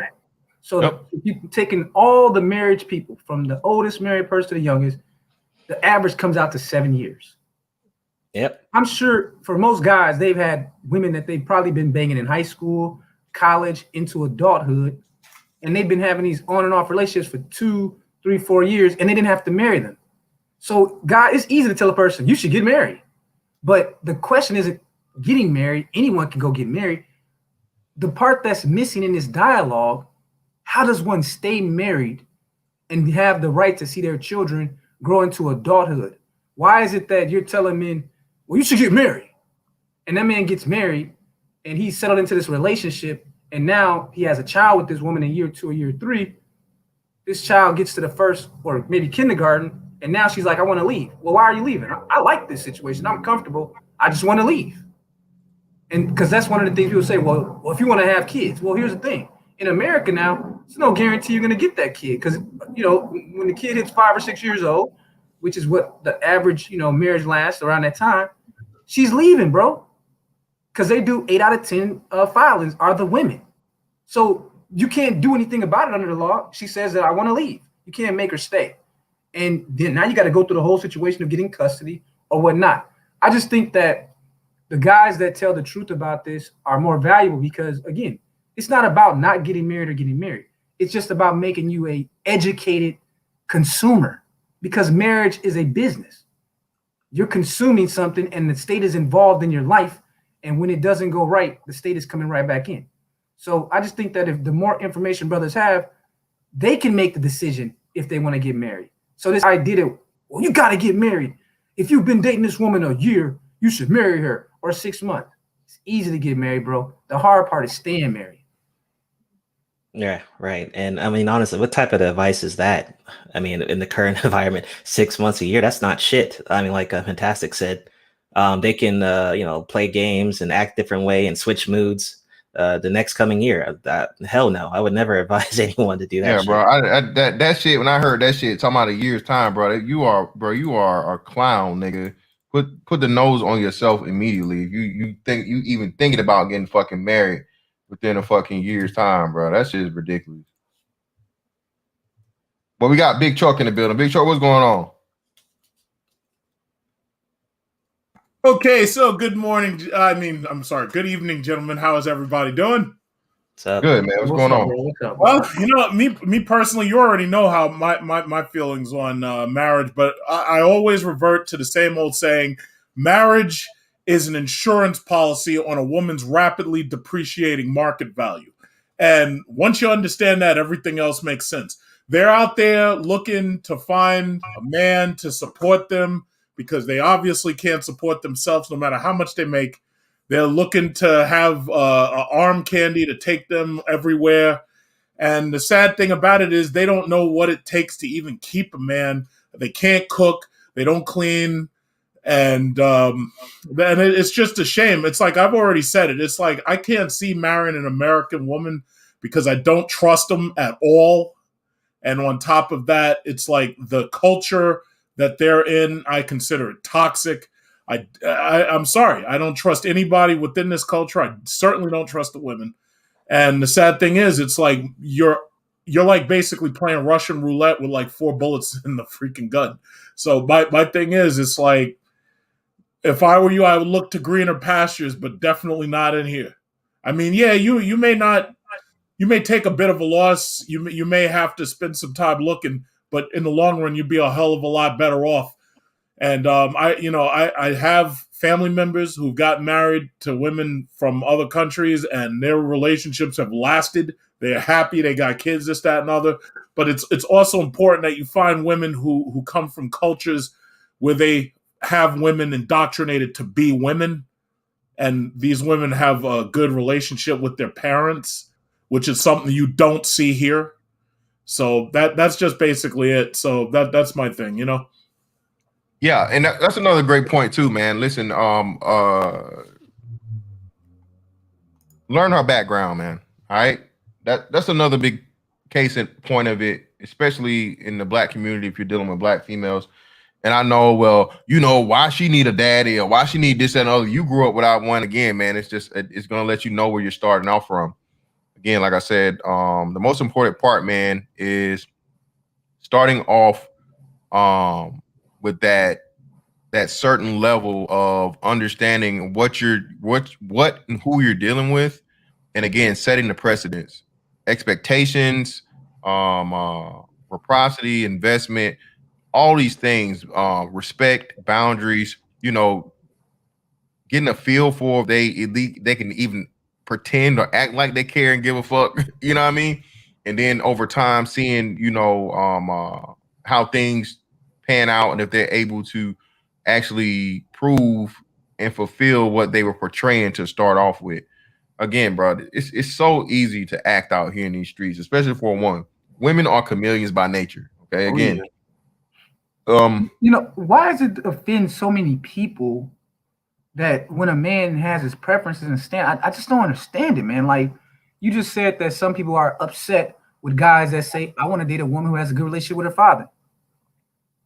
I mean, why would you? Well, again, it's black men. It's black men setting the terms. That's what it is, man. It's always an issue and problem when you do that. When you're a black man, and again, you tell a woman for the first time, no, you're the first man. What? Oh, what do you mean? No, like, nigga, what? Well, you must not want this pussy. Well, no, it's not. I don't want the pussy. It's like I don't give a damn about the pussy if it comes to you not being on my program. You know what I'm saying? And most women never have a dude that'll come at them with that type of frame. You know what I'm saying? Well, but okay, let me just say this. Well, real quick, I'm sorry. Let me just say this. The problem is that you as or I shouldn't say just you, I'm not saying it personally. Yeah. Black men don't understand that once they've got their career down, that they are the prize. They don't have to simp for these bitches. Number one. Amen. Once you make it a certain amount of money, it doesn't matter if you short, because I see a lot of black guys upset about women won't date them because they're certain. I'm fucking 6'6", so I don't have that problem. Like, I'd be walking around the gym, there's all these short black guys working out a lot, but they ain't as tall as me, so I don't have to work out that hard. But the women won't date them because they short. And I'm like, well, listen, if you got a career and you got your money coming in and you got yourself set, you are the prize. It's kind of like watching your mom go into like a store in a white neighborhood and she starts some shit. She's like, oh yeah, well, if I was a certain way, the counter or whatever, you'd be rushing to get my business. Some people, and maybe it's a superiority complex, but it doesn't have to be. What I'm trying to say is you don't have to bend to their level. These women, especially these single moms, and especially these women out here with high mileage on their vaginas, you don't have to bend. You can say, listen, you know what? I don't even know why. You know what? I don't have time for you. I'm gonna get me a younger woman who's in a better situation than you, and you're the prize. I'm tired of these guys simping for these bitches on Instagram and all up her ass like she's something. It's like, no, you're getting older. You age like cheese. I age like wine. You should be on your knees proposing to me. And when you get that attitude and that mentality, it's like it changes everything. But the saddest thing you can do, you do not want to simp for these hoes because you just don't do it. I don't know. And all these guys are trying to be in competition for the handful of bitches like Ramil calls them with the light skin and a little bit of hair. It's like, fuck that. I'll go to Dominican Republic. I'll get me a chick. Her hairline may be a little fur back, but she'll have her head full of hair, big ass, and this, that, and other. And she's young and she's of age and this, that, and other. She's like 18, 20, whatever. I ain't got to put up with this bullshit from a 40-year-old bitch who's childless, unmarried, and living in her father's attic. I'm not doing it. Yeah, Truck. To what you said, you're right. But the problem is that the message that what's being promoted is that we're not the prize. So a lot of these young guys, when they graduate, they think they're not the prize because that's not what's being promoted in the media. And of course, the younger generation is glued to the media, so we have that issue. Well, yeah, and that too. You know what I mean? And you got these damn beta male, these damn blue pill feminists, and these women are fighting for their right to try to keep shit the way it's been going. You know what I mean? Fighting against these men who is waking, and this seeing greener pastures, and is not trying to fuck with their ass. They're trying to like say, nah, nigga, you come back here. Nah, fuck that shit. It's like they're trying to fight for the right to keep you to simp for them and shit like that. You know what I mean? So, nah, fuck all that shit. I just think it's interesting that everyone's looking for some kind of guru to give them like some kind of secret formula to knowing yourself. Even like the ancient Greeks talk about know thyself, right? It's something that you have to evaluate every day of your life when you're looking at your goals, when you're looking at your strengths, when you're looking at your weaknesses. That's just a lifelong process you learning yourself. And I think what's happening, too many people out here are going online and they're going on these places looking for self-appointed gurus to tell them how to live their life. Bro, no one knows you better than you know you, bro. Right. Now, the question is, how honest do you want to be with yourself? If you're willing to be honest with yourself, you're going to find the answers. But most guys, they just don't want to be honest with themselves about their strengths and their weaknesses. There's nothing wrong with being imperfect, man. But if you it's like, what is that though, bro? Like, I mean, why we have these bastards, man, that are like fighting with these females and shit to keep shit in the simpery? I mean, that's a good question. You know what I mean? I've been trying to figure it out. Yeah, I've been trying to figure it out. You know what I mean? Like these motherfuckers that still believe in all that shit that you seen like in all them shows and movies and shit. You know, like no, fuck all that shit. Fuck all that Steve Harvey shit though. But Ray, I don't even have a problem with that part of it though. My whole thing is, if you voluntarily want to do that, knock yourself out. I came close to marrying a bitch once, and that was my baby mama, boy, and never again. No. God will have to come down like he did for Moses and wrote on a tablet, told me I have to be with this one. No. I won't touch that bitch with a 20-foot pole. I guess what I'm just trying to say, Ray, is that who knows you better than you know yourself, man? That's just the part I don't understand when I listen to guys online. They don't. Like, I listen to guys online, and I'm almost like, damn.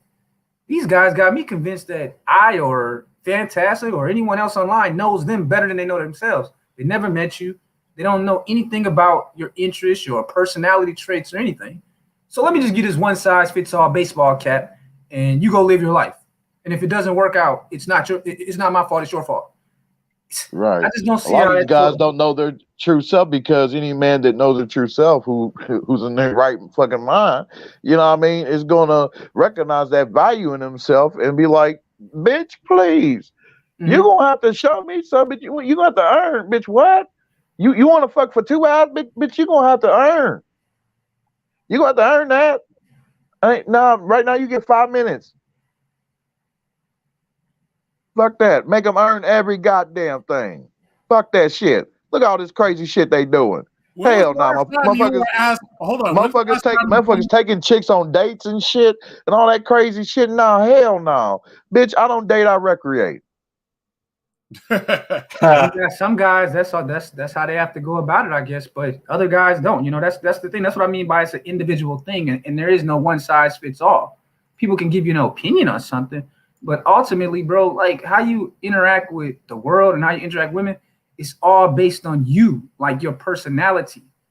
And so some dudes are going to have to take a woman on dates and, you know, go through that whole Steve Harvey 90-day crazy stuff. And there's other guys that they're going to meet a woman in a fucking clothing store and he's going to fuck her within 30 minutes in the dressing room and then walk away and they don't even know each other's name. That's life, man. Well, yeah, you know what I mean? And the way he's looking, you know, yeah, I mean, you know, the simps, you know, are still getting the pussy quicker and shit, damn it, than, you know what I mean, a fully blown red pill motherfucker. But hey, fuck it. You know what I mean? I ain't tripping. Shit, you take that rotten coochie. I don't, you know what I mean? I don't give a fuck. And, you know what I mean, until a motherfucker, you know, recognize the true value of himself, you know what I mean? Shit, he's gonna keep on doing that shit. I know my fucking value, and I ain't gonna let nobody else tell me what the fuck my value is. And you know what else we gotta do, guys? We gotta really start preaching. What's much needed is sexual discipline. A lot of men don't have sexual discipline, which causes all this mess. Cause that little thing between their legs, they think it got value on it, but to guys like me, that doesn't hold value with me. I look at personality. I'm quick to tell you I don't want it.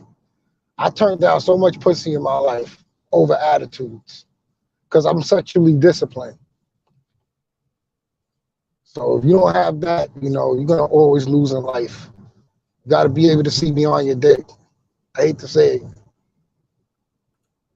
Yo, shout out to Grown Man Business. Big Truck said some real spill, but I can't help but get the Black Gilbert got vibes. Some of y'all don't know who I'm talking about, but Google is your friend, man. First, yeah, the dude from what Problem Child? Yeah, the loud ass the Aflac guy. That's who it is. Well, Chuck sound like the Aflac. Jason, dude. Yep. you said something, Jason, and I'll say this. You know that we have to be disciplined, right? You said that, right? Sexually disciplined. Okay, because I was about to say, Amen. Curry was disciplined, right? And look what happened to him. He's still taking the L. Yeah, but he was weak from the beginning.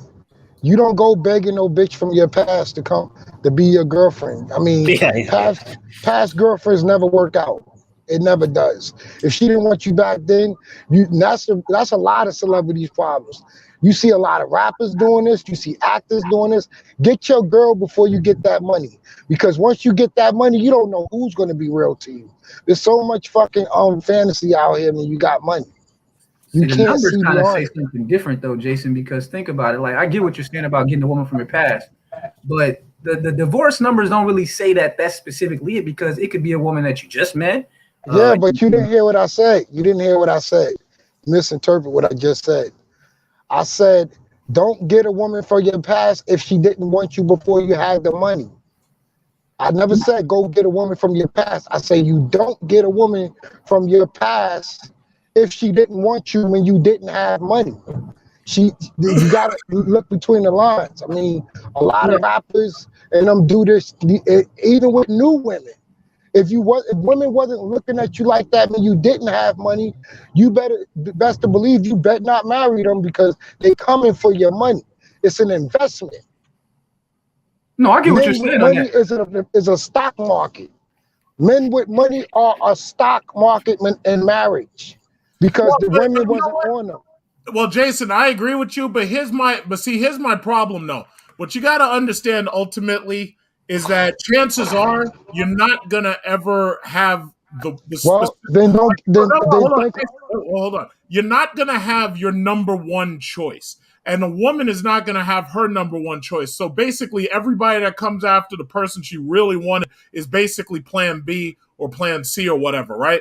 Now, while I agree with you that they're gonna come for your money, the thing about it is that's pretty much a given with just about any woman, unless she's making a whole lot more than you, at which point she probably just wants you for your dick, or she wants you to be her arm candy or whatever, right?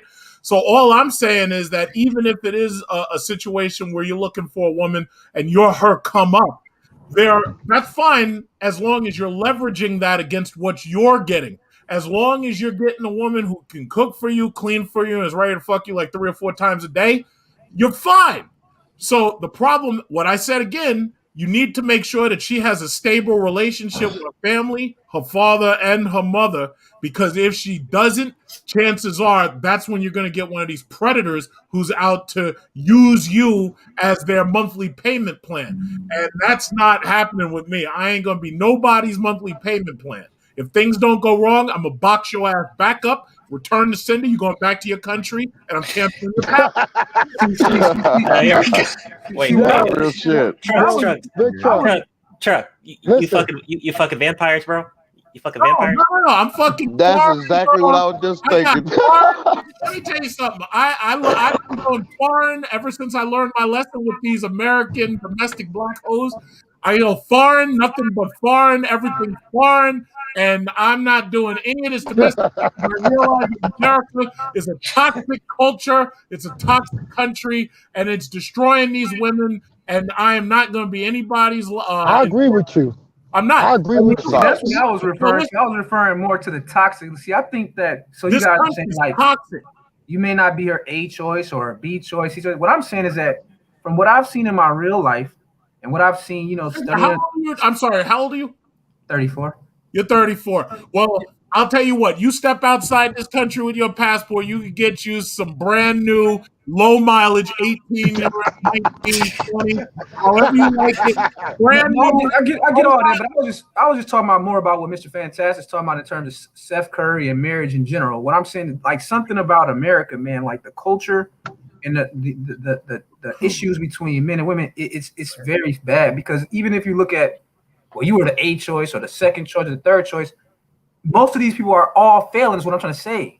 Like when you look at what Mr. Fantastic was talking about Steph Curry, whether you're the A choice or the B choice or the C choice, all these people are still having issues maintaining a marriage in America more than 5 years, is what I'm saying to you, bro. Yeah, and Right. and ultimately, like I said, again, the most important thing to take away from this is we're talking about Steph Curry here. Okay, we're talking about Steph Curry. This is that women. Remember, this woman went on the Red Table Talk to talk about how much attention that her husband was getting from just random women and whatnot, what have you.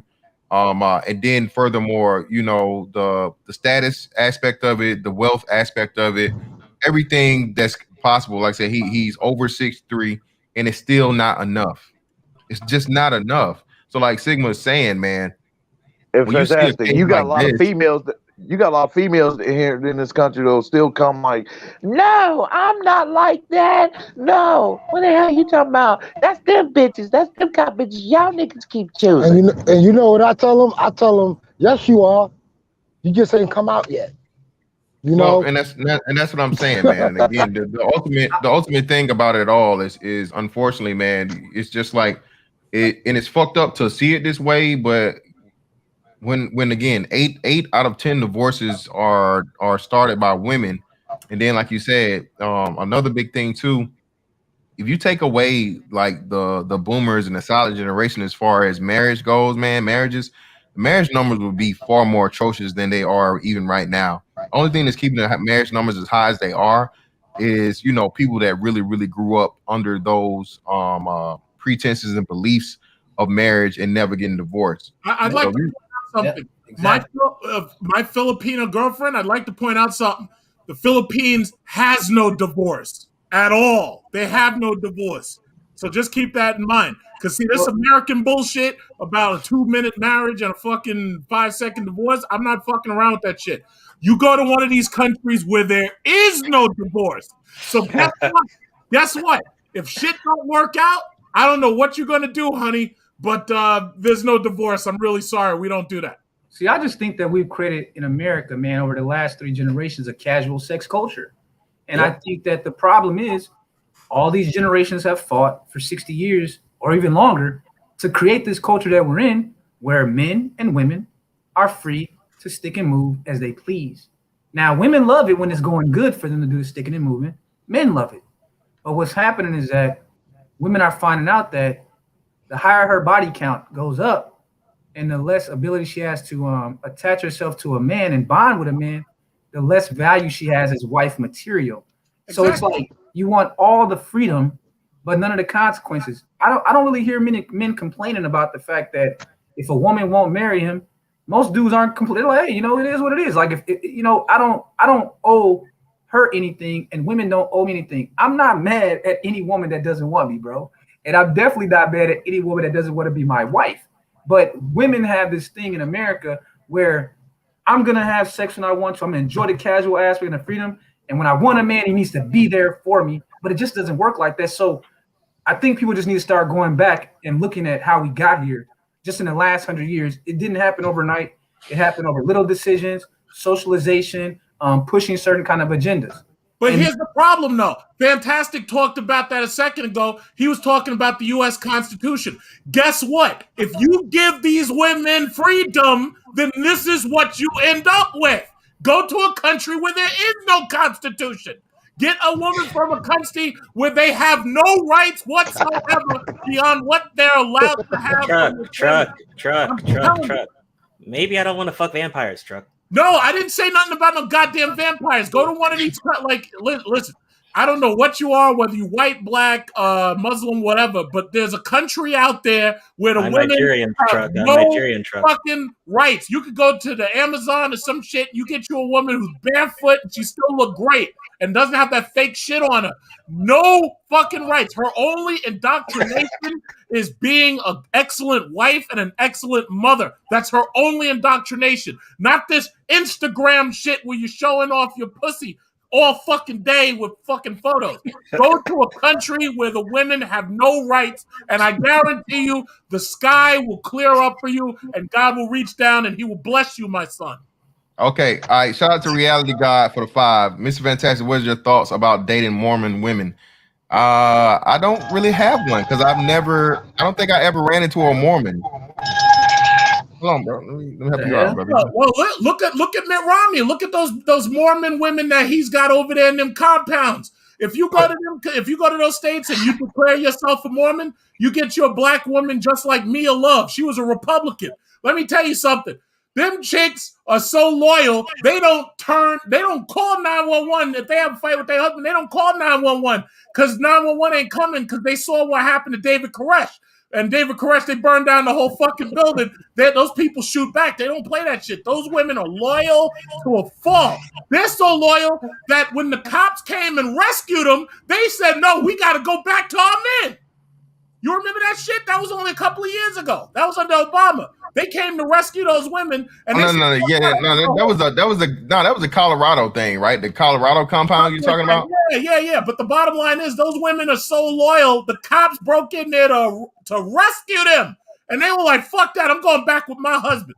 Big Truck want the handmaiden's tale. But I don't want a robot, but I want something. Now you want that handmaiden's tale situation. You want them bras walking around in the Bibles with the old nanny as the. I don't want a handmaiden, but I tell you what I don't want. I don't want to get fucked in family court and fucked for divorce fees. That's what I don't want.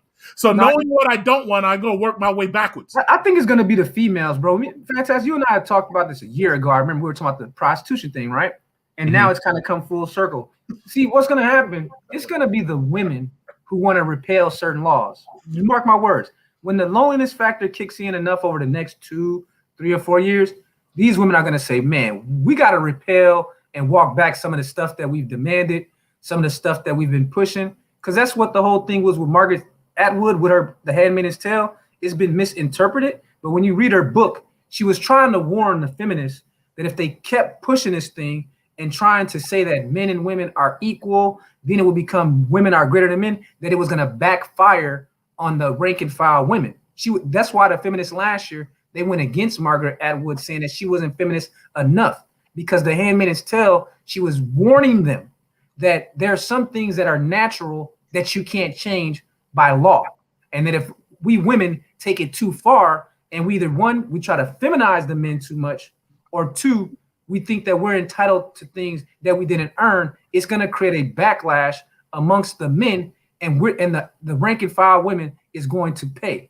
And that's what she was trying to warn them from. But with that, I gotta get my workout in. Thanks for having me on. This Fantastic. Next time, bro. Have a great day, brother. No problem. I appreciate you. Have a great day. Yeah, and let me say this here, because I got one coming up on feminism for y'all too, man. Again, bro, I just saw a video on here that was talking about that. Pretty much like, a lot of these old feminists, bro, have buyer's remorse like a motherfucker, and they understand it that these young chicks don't. Right? All the young chicks see is the freedom aspect of it, and they've been raising the shit so much. All they understand is fun. I get what I want. But what's happening is all these older chicks are starting to understand and see, oh man, we fucked up. And not just fucked up to the level and to the point of where the birth rate has plummeted and is only getting worse. And these women are out here asking for shit they really don't want. I think they just brought it up to the Supreme Court officially to get women again to have to register for the draft, right? And women don't want that shit at all. Women is like, whoa, no, we shouldn't. We're like, no, motherfucker. They said, hey, equal rights, motherfucker, mean equal motherfucking dodging these bullets, motherfucker. If men got to do it and it's equality, women should have to do it too. So a lot of these things, like Sigmund said before he bounced out, man, are going to come to a head, and women are going to have a decision to make. But I don't see them making the quote unquote right decision.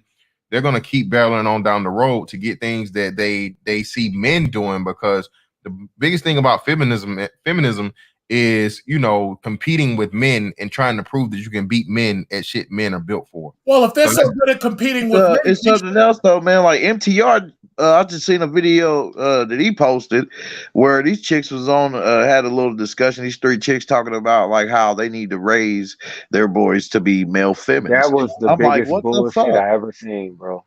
That you was seen that shit? But you know what? Hold on, truck. I know you mouth almighty tongue everlasting. I gotta go one time. That's right. but I'm saying like what my man just said. What is your name? Ray Hanma? Yeah, that joint you were talking about when they said they was gonna raise feminist sons.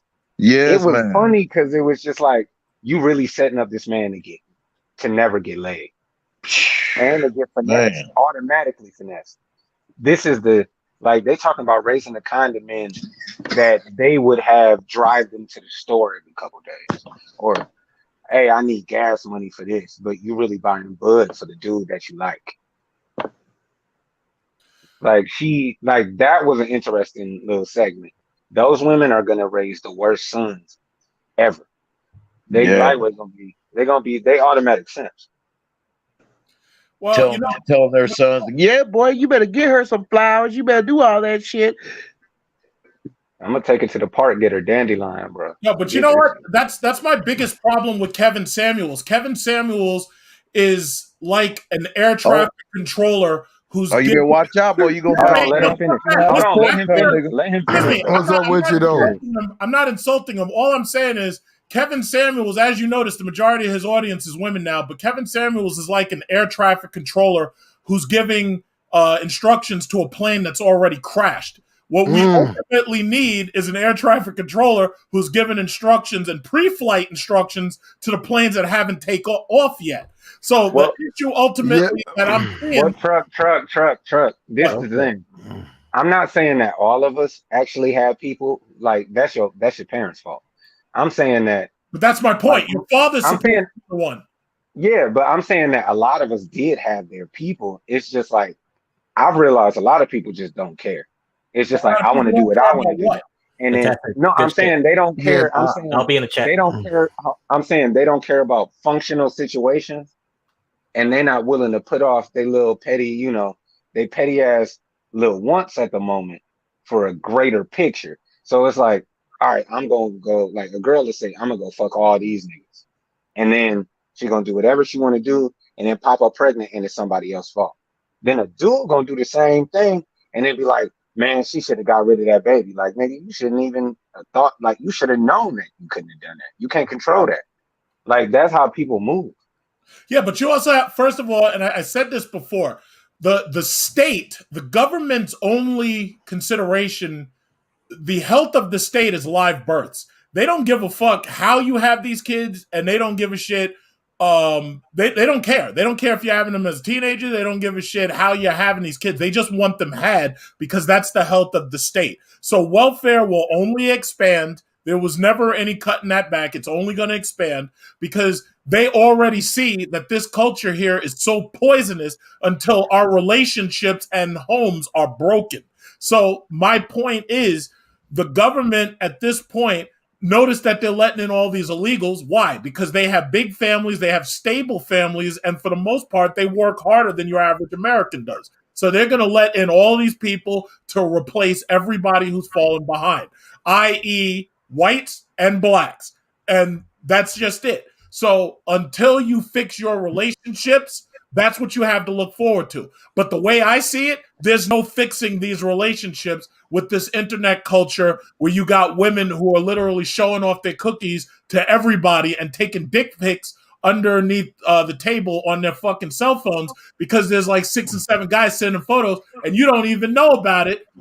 So what I'm saying is go get you a woman from a culture where they're so poor that they don't even have television bro. either. If you like African women, go get an African woman. They got plenty of them. And they got lots and lots of them to choose from. Bro, I didn't have, listen. Yeah, but hold on for a minute. Hold on. Platinum, get in here. Go ahead, Platinum. Appreciate it, bro. That brother there, bro. Woo, Lord. That's what Mom said. Yeah, and I agree with her. Yeah. Look, you can still work it. You know what I'm saying? You can still work with the game. You still can come up. You still can win. I'm not fucking playing with these. Not talking about you, though. You might be a straight up, you can't deal with it. I tell everybody else. Not hold up, I'll crack the wine bottle on the boat when you raise up out of here. I ain't got no problem with that. I watch you, farewell, but you still can get out almighty here. Tongue everlasting. No, you still can get out here and work these bitches. You still can go out here and get on top of these bitches. You still can go out here and put these bitches under your motherfucking just thumb. like Steph Curry. Steph Curry's a simp. Oh, okay. So now we know he's a simp. What did it take to find out he was a simp? Oh, me? For him to get his ass torn up? A simp in high school. Well, hold on, Platinum. So, Platinum, this is what I'm saying, though, Platinum. So, again, if you just want to, fuck on bitches or whatnot, what have you, cool. That's understandable. But what happens when you want something more than just fucking on bitches? What happens? Go ahead. You gotta deal with a different type of bitch. You gotta deal with a different type. You might be able to go up in the club, say you go out to South Beach, whatever, and you could pull bitches and fucking suck and I'll do all that shit. Eat, you know what I'm saying? Do all the bitch eat you out, do all that shit. Whoa, wait, whoa, no, nigga, ain't no niggas, ain't no bitches eating no niggas out. Wait, niggas, back up. Bitches, ain't no bitches eating no niggas out. Whoa. Okay, look, women do the most. Okay, you go out there, you do your thing. Women do the most or whatever. You do what you do. She do what she do. I'm saying. Are you a military nigga? Wait a minute. They do be doing that crazy ass shit. Okay, thank you. Yeah. You want something solid. You want a solid situation. You want a good girl. You thinking about family, mother, extra. You can find it here now. Is it easy to find? No. So where would you recommend us go to find that? Hold on. No, hold on. Nowhere. Bruh. American culture bleeds everywhere. That's what I said. I'm saying my South Africans weren't shit. Like, well, it's South what it Africa's is. Fucked up too. I'm talking about poorer than that. Oh, so you're saying like go find you a bitch who ain't got no choice but to yes, I disagree with you on that because you're looking for a poor bitch. You looking for a bitch who ain't got no choice. You looking for a poor bitch, bro? Go to Atlanta. It's a bunch of and all you gotta do. Nah, bro. The poor bitch can still find it. Right. What you need to do is sit back, calm down, and we're gonna hand you the last 3 weeks of Just Busted, them little $2 Just Busted little newsletters that's at the local convenience stores. And you can go peruse that and find you a bitch because them some broke bitches.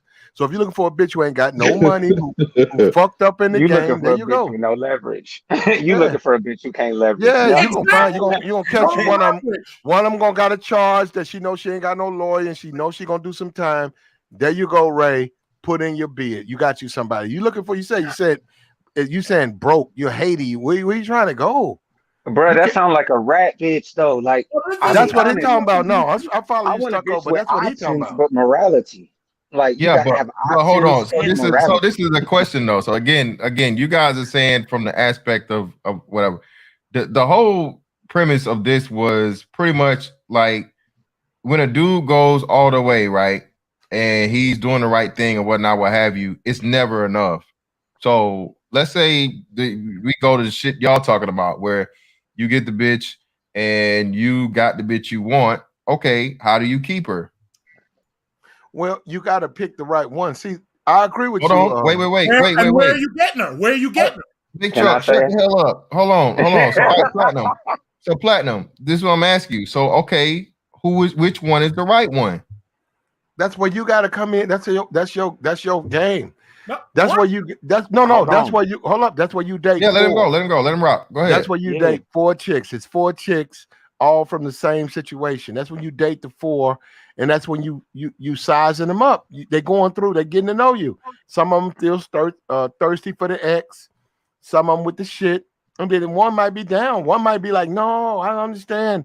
No, I used to be. I used to do that. I don't do that no more. And I want these things, and I'm trying to do this, I'm trying to do that, and you be like, okay, wait a minute. You say, okay, we're gonna put that to the test. So you might say, hey, we can get to know each other and shit, and you good, I'm good, like you single, I'm single, and she be like, nah, I understand what you're saying, and you want to see other women, but me, I'm just not like that. I mean, like I just look, this is what I want out of life. And then bitches show you where they are. It's bitches right in America. Hold up. Bitches do that every day right in America. You don't have to go overseas to find that. And hold up. And you find bullshit overseas too, that we never talk about that. I understand that. I'm saying this, that like we meant. So I mean the story that story time was great. I'm saying that what direct qualities would you pick in a person that that you're not gonna have a rough ride? Like, I might be younger than you. I'm 29. So in my mind, I'm thinking this. I need you to be relatively cooperative. You're still your own person. But whatever financial decisions based off of what your financial acuity is, I got to figure out if the decisions you make sense. And can you realize that you're not as smart as you think you are? You see what I'm saying? Like, also, what type of things would you do around children? What type of things would you do around somebody's mother? How do you move? Like, when I look at Aisha Curry, I sit there and I'm just like, Steph's mama had a field day when she had to talk to that nigga across her kitchen counter when he went over there. Because I've had situations like that where it's like, boom, the girl I'm dealing with pop up on IG and she's showing a little something, something. And I'm like, I'm looking at that, but I'm really thinking about it. It's just like, my mama get wind of this, it's over with. Because this is how you move.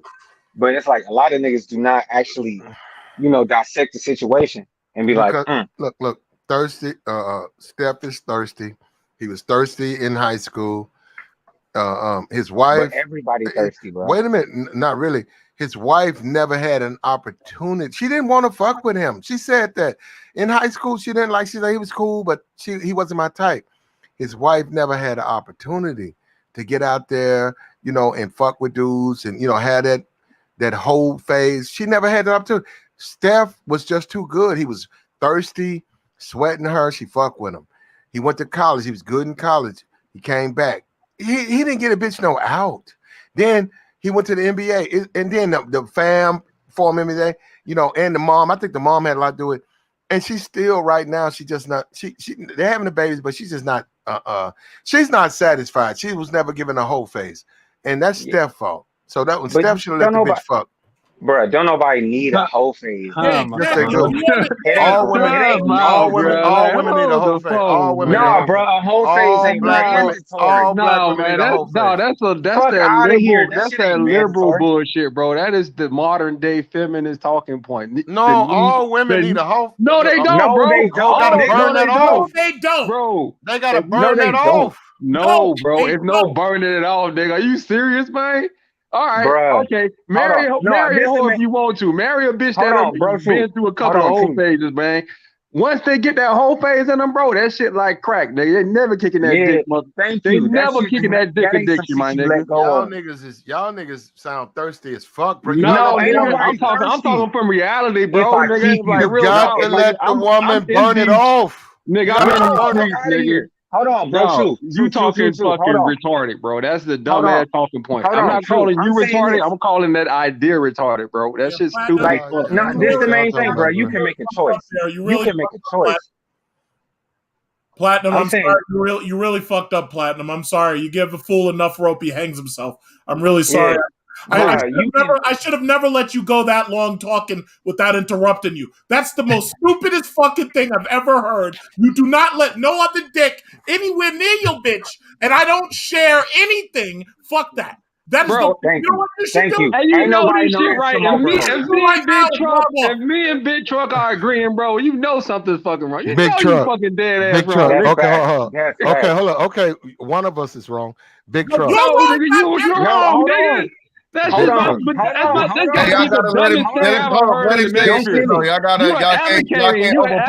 for a bitch that you married. Hold on, y'all gotta let him go. Let him before you give her a ring. Go ahead, Platinum. Go ahead, Platinum. You gotta let a woman go through a whole phase because nigga, you crazy as hell, bro. I'm sorry, man. Let him say that. You advocated. Big Truck. I understand you don't, and you guys up here don't agree. I understand it. Okay, you gotta let a woman go through her whole phase because when she comes back home, she's done with that. No, nigga, what? No. You're not even making any sense. Wait. Hold on, everybody, shut the hell up. Everybody, chill. Hold on, I gotta ask a question now. Hold on. Wait. Hold on, yeah, Platinum. Wait, Platinum. So wait. So hold up. She going through this whole phase while she with you? Well, no, you shouldn't be claiming her. No, why would you be claiming her? I don't get that one. He said marry a bitch. You said that's how you frame it. It sounds like that's how you frame it because you said when she come back home. When you talk about Alicia Curry, unfortunately, Steph never. Alicia. Okay. We know what you're talking about. Go ahead. That bitch was never was given an out. So you gotta give him. He never gave her an out. He never gave her a reason to go fuck other dudes. Like, okay, so hold on. No, wait a minute. Wait a minute. Wait. Let him go. Let him go. Had Steph sacked out a couple of groupies, it would have gave her an excuse to go fuck Draymond. Slow him out, suck on Draymond and shit like that. Then she could have got that thirst through. She would have been done with that. Came back home. She'd have been a good bitch. So yeah, but wait. Hell no. That should have fucking never been. The thing is, dog, the more you repeat it, dog, the worse it gets, my nigga. The more, I'm thinking that you're gonna have some logical fucking explanation or argument that you can back up thoroughly, bro. And every time you motherfucking repeat this point, it gets more and more ridiculous, my nigga. Thank you. This man, hold on. This man literally just said, bro. Marry a hoe. He said basically marry a bitch that got miles on her. If she has multiple dicks in her, do not put a ring on her. No, he said that Steph should have gave her the opportunity to be a hoe. Yeah. He should not have been up and up. But he's advocating. But the thing is, he's advocating a marriage to a bitch that done been through a whole phase. He's saying a bitch. He basically saying marrying a woman that's chaste, that has not been out and motherfucking slutted out by the whole goddamn football team is not worth being married because she hasn't got those dicks ran up in her. Exactly. He basically saying a bitch got to exhaust the pussy before you wife her up. Yeah, what? Hey, my nigga, that equates to another MTR video, nigga, where he showed this bitch, nigga, that was talking about, oh, nigga, you should appreciate, nigga, that I took all those 100 dicks, nigga, that I got all the dicks I want because now I can come back home to you and do all the things that you like for me to do. Precisely what I said, bro. This is a fucking liberal female feminist talking point. I don't know where you getting that shit from, Platinum, bro, but you need to motherfucking pack that shit up and fucking send it back to Cinder, bro. So that shit don't make no sense, nigga. This gotta be the most ludicrous shit I've ever heard in the manosphere, bro. That shit makes no fucking sense, bro. I'm saying this. Who voluntarily? Hold on, truck. Hold on. I'm saying who voluntarily walks into a room where your bitch could have had half of the niggas in the party dick in their mouth? And by the way, wants that? Nobody caught it, but when he started saying this shit, he started out by talking about going to the club. I'm not going to the club looking for no fucking wife. Are you kidding? Seriously. I'm looking for a set out. I'm not, no hoe phases. I will get them as young as I can possibly legally get them. No. And poor. And poor. Don't forget poor. And no divorce. Yeah. Listen, Platinum, if you want to do it your way, you do it your way. But when you catch gonorrhea drip or fucking when you catch that police charge, you catch yours. The worst Big Truck like to fuck with bitches in the Nike. The worst thing I can get is malaria from one of these trucks. You get you a charge. When you get fucking Truck, you like broke bitches who make 35 cents a day. The worst thing listen, 35 cents a day. That nigga Truck like bitches that got motherfucking shoes made out of Coke bottles, nigga. That's right. No.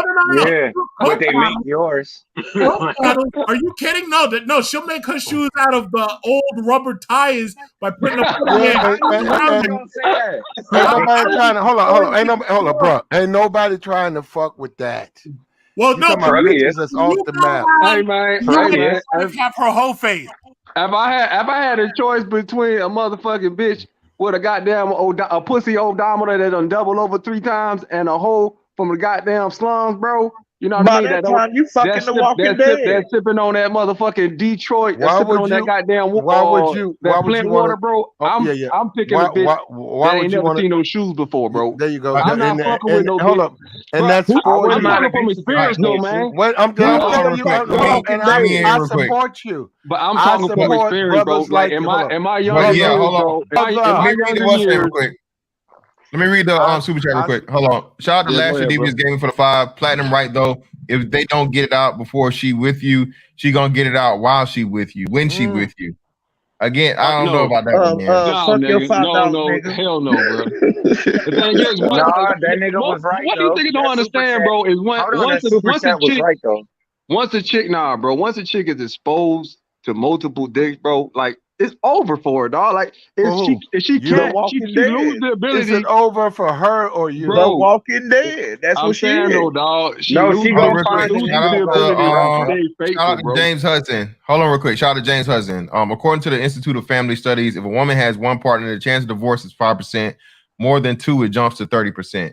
Listen, man. I understand what Big Trucker is trying to say. He's saying, hey, his old lady, he never had space, but she did have space, bro. She's a woman. She was an attractive fucking woman, and he was not around her with her 24/7, 365. I promise you, during that time when he was in college and she had already rejected him, and he came back and asked her before, she had plenty dicks, bro. This girl was also in. She was an actor, actress. Excuse. She's like a small time actress. So trust believe, bro. She had her fair share of dicks. That's not an excuse, Platinum. At the end of the day, man, the whole thing is morality. Well, it's morality is I wouldn't even say it's morality, because again, too, that morals change with cultures and individuals and even the same people. I mean, you ask, what I'm saying, you ask 2 different people that are the same religion what some type of religious text mean, you'll get 2 different answers. So morality in itself isn't finite or isn't set in stone. It just changes per person. The whole thing is having the understanding of what we're talking about here, as to where it's difficult. It's extremely difficult for you to think you're going to win as a man in a marriage. Steph Curry is what women have said. Women think of Steph Curry as the ideal husband. Okay, like you said, his woman had this man worshipped her. He tracked her down, chased her down. He stayed persistent. He got the woman he wanted. Married her, made her an honest woman, gave her beautiful children and family and all this stuff, security, wealth, all these things, built her up her own brand. And at the end of the day, it's still not enough. She still got to be out here. She still got to be out here, motherfucking, twerking her ass while she making some dinner or whatever the fuck she's doing, the shit that he paid for her to be able to do. And then on top of it, she in a fucking magazine showing her ass, or she's not, but she's naked, taking naked photos for the sake of what? Attention.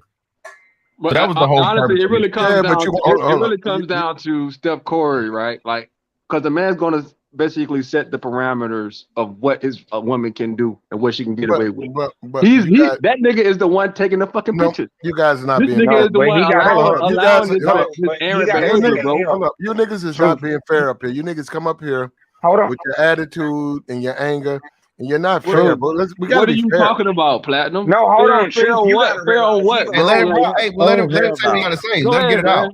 Let him get it out. Go ahead. You niggas know. Fantastic. I'm about to drop off, bro. But I want to say, Fantastic. What Fantastic say, damn it, make them earn it, damn it. They gotta fucking earn it, whether high mileage or not. They gotta earn, damn it. All right, bet. Appreciate you. Go ahead, Platinum. You niggas know that if you got a woman on your side, your old lady, your woman, your people see it, your dudes see it. You want a bitch that can get the niggas open. You know that. When you niggas be saying shit like that, she's showing off her cakes. She half naked. I don't be getting it because it's like that's okay. Me, I want a bitch that can get niggas open. I want a bitch that's fine, pretty. I'll talk to her about her IG. I have a conversation. You know what I'm saying? You talking like you gonna set out your wife though. Platinum. We talking about your wife. Platinum. We talking about a wife. You about to put your wife on the blade, nigga. What the fuck? We talking about a wife or like a woman that you're seriously considering marrying. And hold up, y'all went through that. So if you married, she got a hot. Okay, say you marry a woman. You meet her. She got 50,000 on IG. 6 months later, she got 1.5 mil, and y'all decide to tie the knot. I'm not gonna cut that revenue stream off some marriage shit. So if she want to get wait a minute, if she want to get niggas open and get niggas throwing in cash apps, niggas fucking with her. Hold on, ain't nobody saying that, bro. Real talk. If you marry a big bro, why you married to that? Like, why would you be married to that? Why is just okay? Like, social you could just have her. But the thing is, you're marrying something, right? Listen to me, bro. But you're introducing social media page has nothing to do with your marriage. Yes, it does. No, it doesn't. It's the social media page. No, all it would take is an argument, bro. Niggas sound like women, bro. Y'all sound like Platinum. A bunch no, we don't sound like women. Bro, no, we don't. Nigga, No, we actually. I'm in these streets, nigga. I'm out out here, my nigga. I swear I deal with these bitches on the fucking daily, nigga. All it takes is an argument, bro. All it takes is a fucking heated argument for a bitch to see a DM from some nigga that's been DMing her for a couple of months now, and she's in that weak moment, bro, and she gonna go. And she gonna go, bro. And nigga, but so that's what are you talking about, man? Like, nigga. And hold on. You talking about that being your wife? No, you cannot. Wait a minute.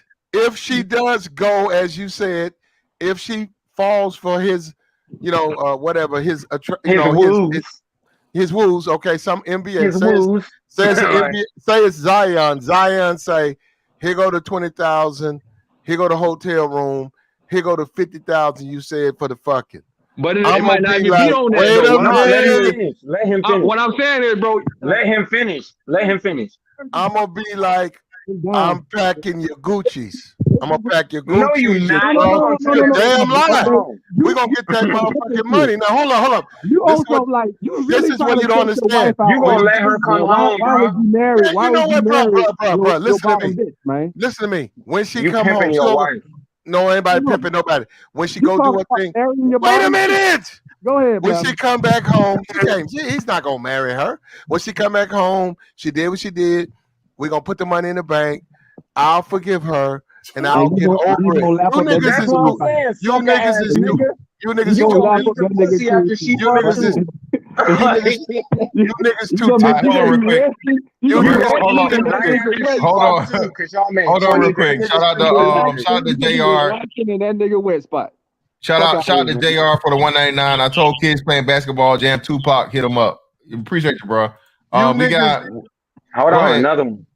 No, it wasn't another. Fantastic. These niggas in your chat box and on your they niggas is tender dicks, and they don't understand that women are subject. I'm triggered. Women are subject to fuck other dudes, man. You ain't got to make that the biggest aspect of the relationship. You can talk about it. No, listen to what you mentioned, bro. Hold on, let me hear real quick. Committed to you giving a ring. You're actually going into a contractual agreement with this bitch that you could lose in. This bitch out on the blade. The fuck? You letting her go do bullshit. Yeah, platinum. Listen, platinum. We talking and I'm with you. I feel you on some shit like, bro, for real. Hey, nigga, if a motherfucker came to my old lady and was like, hey, $1 million for one night, me and her gonna have a discussion. I ain't gonna even front. I'm not gonna lie, nigga. I'm not gonna hey, $1 million for one time, whatever, some indecent proposal shit, baby. We need to talk. All right. I mean, hey, you done thought about cheating on me before. La la la. This nigga trying to give you $1 million for the one time, baby. Hey, this is a family deal. So if you're talking about some shit like that, platinum, I feel you. I understand. I'm not saying put on the blade and take that from you. But if the shit happened, but no, I mean it don't. Well, this is what I'm telling you. If she gonna go to court, she's not gonna get all of it. I'm gonna get some part of it, and she was gonna do that. She's gonna do 350. She was gonna do it anyway. This is what I'm saying. So this is what I'm saying. If she was gonna do that, she was gonna do it anyway. But at least now I'm whatever percentage of $1 million richer in her doing it. But the whole thing is this. And then I just flip her on and be like, this bitch cheated on me. I got the tape. You know what I'm saying? So I mean, if you really on your shit, I mean, just saying she wouldn't be wise to do that. But either way, seriously though, the platinum, I think you mixing it up, man. It's like for the most part, brother, is that we talking about not just some bitch you fucking, not just some bitch you done met in the club. We talking about your wife or a woman that you have potential of being your wife. You once that's not supposed to be shown to the world, man. Again, you financially tied yourself to her. Hold on, if she on some stripper shit and you fucking with a stripper bitch, I guess, and you cool with that, to each his own. Hey, if that's your thing, and you about everybody seeing her walk by with a fat ass and the big titties, and you want niggas dropping their jaws like fucking cartoon characters. Hey, that's your thing. But for the most part, most men don't want their women out there like that because again, what is she doing? She is advertising for other dicks. And just like a nigga can only turn down so many pussies, a bitch can only turn down so many dicks. And eventually it's gonna be a dick that's gonna come along that's got either enough money behind it or whatever the fuck, la la la. And you cool with her advertising that she putting the pussy and the titties and everything out there. That's saying, well, nigga, hey, this can be got. And that's pretty much the consensus understanding of when a woman's doing that, if and when she's still in a relationship. The woman's in a serious fucking relationship, bro, and she's still out here advertising her goods to attract other niggas. That sends a whole bunch of crazy ass signals. You feel me? So listen, if you would allow another man to fuck your wife for any amount of money, first of all, your wife would never ever respect you. Even if she never said it, she would never respect you, number one. Number two, you'd be complicit in adultery just as much as she is. As a wife, no fucking way in hell. I would rather. Why does that matter? Why does that? Platinum, listen. No. Why is that important to you? You know why that's important to me? Because I don't buy used cars. That's why. So my thing is, I could never. A woman can do so many different things wrong. Like she could fuck up the bank account. And if wait a minute. She could fuck up the bank account. She could fuck the kids up. She could be a bad mother. How's she gonna fuck the kids up? Why is fucking the pussy is such a big point? It's like that's like because a no concession. Platinum. Do you realize diseases to me and Platinum? I'm really sorry. I agree with you on the disease thing. I agree with you. Platinum, the longer you talk on this subject, the angrier I'm getting. Yeah, because you saw the tender dick. You got a tender dick, bro. Hey, you got a tender dick. Hold up. You got a tender dick, and that's why you mad at the Take your drink. You mad. Get him some water, bro. Get him some water. water. You want to make me angry. You've been watching them Bodyguard whipping Houston movies. Your dick get hard when you watch. You won't like me when I'm angry. You got a tender dick, bro. Fantastic. I gotta call you out, fantastic, on some shit you just said, bro. Fantastic. You just said that you would let. Now hang on a second. We're talking about, you said your old lady, so we're talking about the woman that, we're not talking about some pimping and whatever, a side piece or whatever. We're talking about the woman that you are trusting to give birth to your legacy. This is your boo. This is your wife. Now, again, I'm not talking about side bitch, whatever, girlfriend, whatever. I'm talking about your old lady. You said you would let somebody smash for $1 million. I said, me and her. Yes, he did. Quote what I said. I said we have to have a serious fucking conversation about it. No. Well, why would don't misquote. Listen, hold on. You asked a question. Let me answer it. You asked a question. Let me answer it. I said we have to have a serious conversation about it because again, where we are right now, we're not fucking millionaires. So I'm not your Steph Curry, wife's womb is for sale? Again, my nigga, it's not her. Again, wait. I'm not talking Hold on. How many bitches cheat for free every day? Yeah, brother. You're sidestepping, you're dancing, you're sliding, you're doing the two-step in this motherfucker. It's yours. I'm going to ask you the question again. I'm going to ask you the question again. Your wife's pussy for sale. Again, I'm going to ask you again, sir. I'm going to ask you again, and this is fantastic. This ain't got nothing to do with other bitches and chances and probabilities. This is why y'all niggas love to hate me. And again, they made a movie about this for a reason. Okay? If a man walked up to you, to your old lady or your wife or whatnot, we ain't talking about fucking have no baby. She not finna get care of no other niggas kid or whatever the fuck or whatnot, what have you. He busted up in that, brother. Again, my nigga. How many bitches cheat for free every day, B? Come on, man. You don't know about it. Come on, hold on, wait. Again, big truck. And you know what, big truck? Okay. Niggas find out. You know what niggas do? Niggas stay. Start killing people because I'd be loading my gun. You gonna kill over some pussy? Yes. That's where me and you part ways. I knew that dude was real. I knew that dude. I knew Big Truck. I knew Big Truck was a weird dude. But you think I'm weird? You're talking about shooting. Big Truck. Why would you throw your life away over a bitch that would cheat on you like that? Because the pussy was fired. The only situation is if I had children involved, and this is my wife. But no, okay. Watch y'all make my point for me. Your life away, and you won't be able to raise your kids. But this is the thing about hold on, wait. Hold on. Now, Village Arsonist, watch you just made my point for me, right? So you just asked this man, why would he be willing to throw his life away for free for a bitch that cheated on him for free? So why the fuck would we not? Brother, you talking about letting goddamn the owner of the Dallas Cowboys bust nuts on your wife's face for $2 million. I ain't said nothing. I ain't said nothing. That's a whole different thing, brother. This is what I'm telling you, Jerry Jones, on your wife's face, bro. Nigga, I'm not finna sit and watch. This is what I'm telling you, brother. Big truck. Hold on, platinum. Hold on, platinum. I'm gonna say this. I'm gonna let you, bro. I have seen tapes of niggas, old ladies getting banged out. Man, we talking about your wife. Hold on. Listen.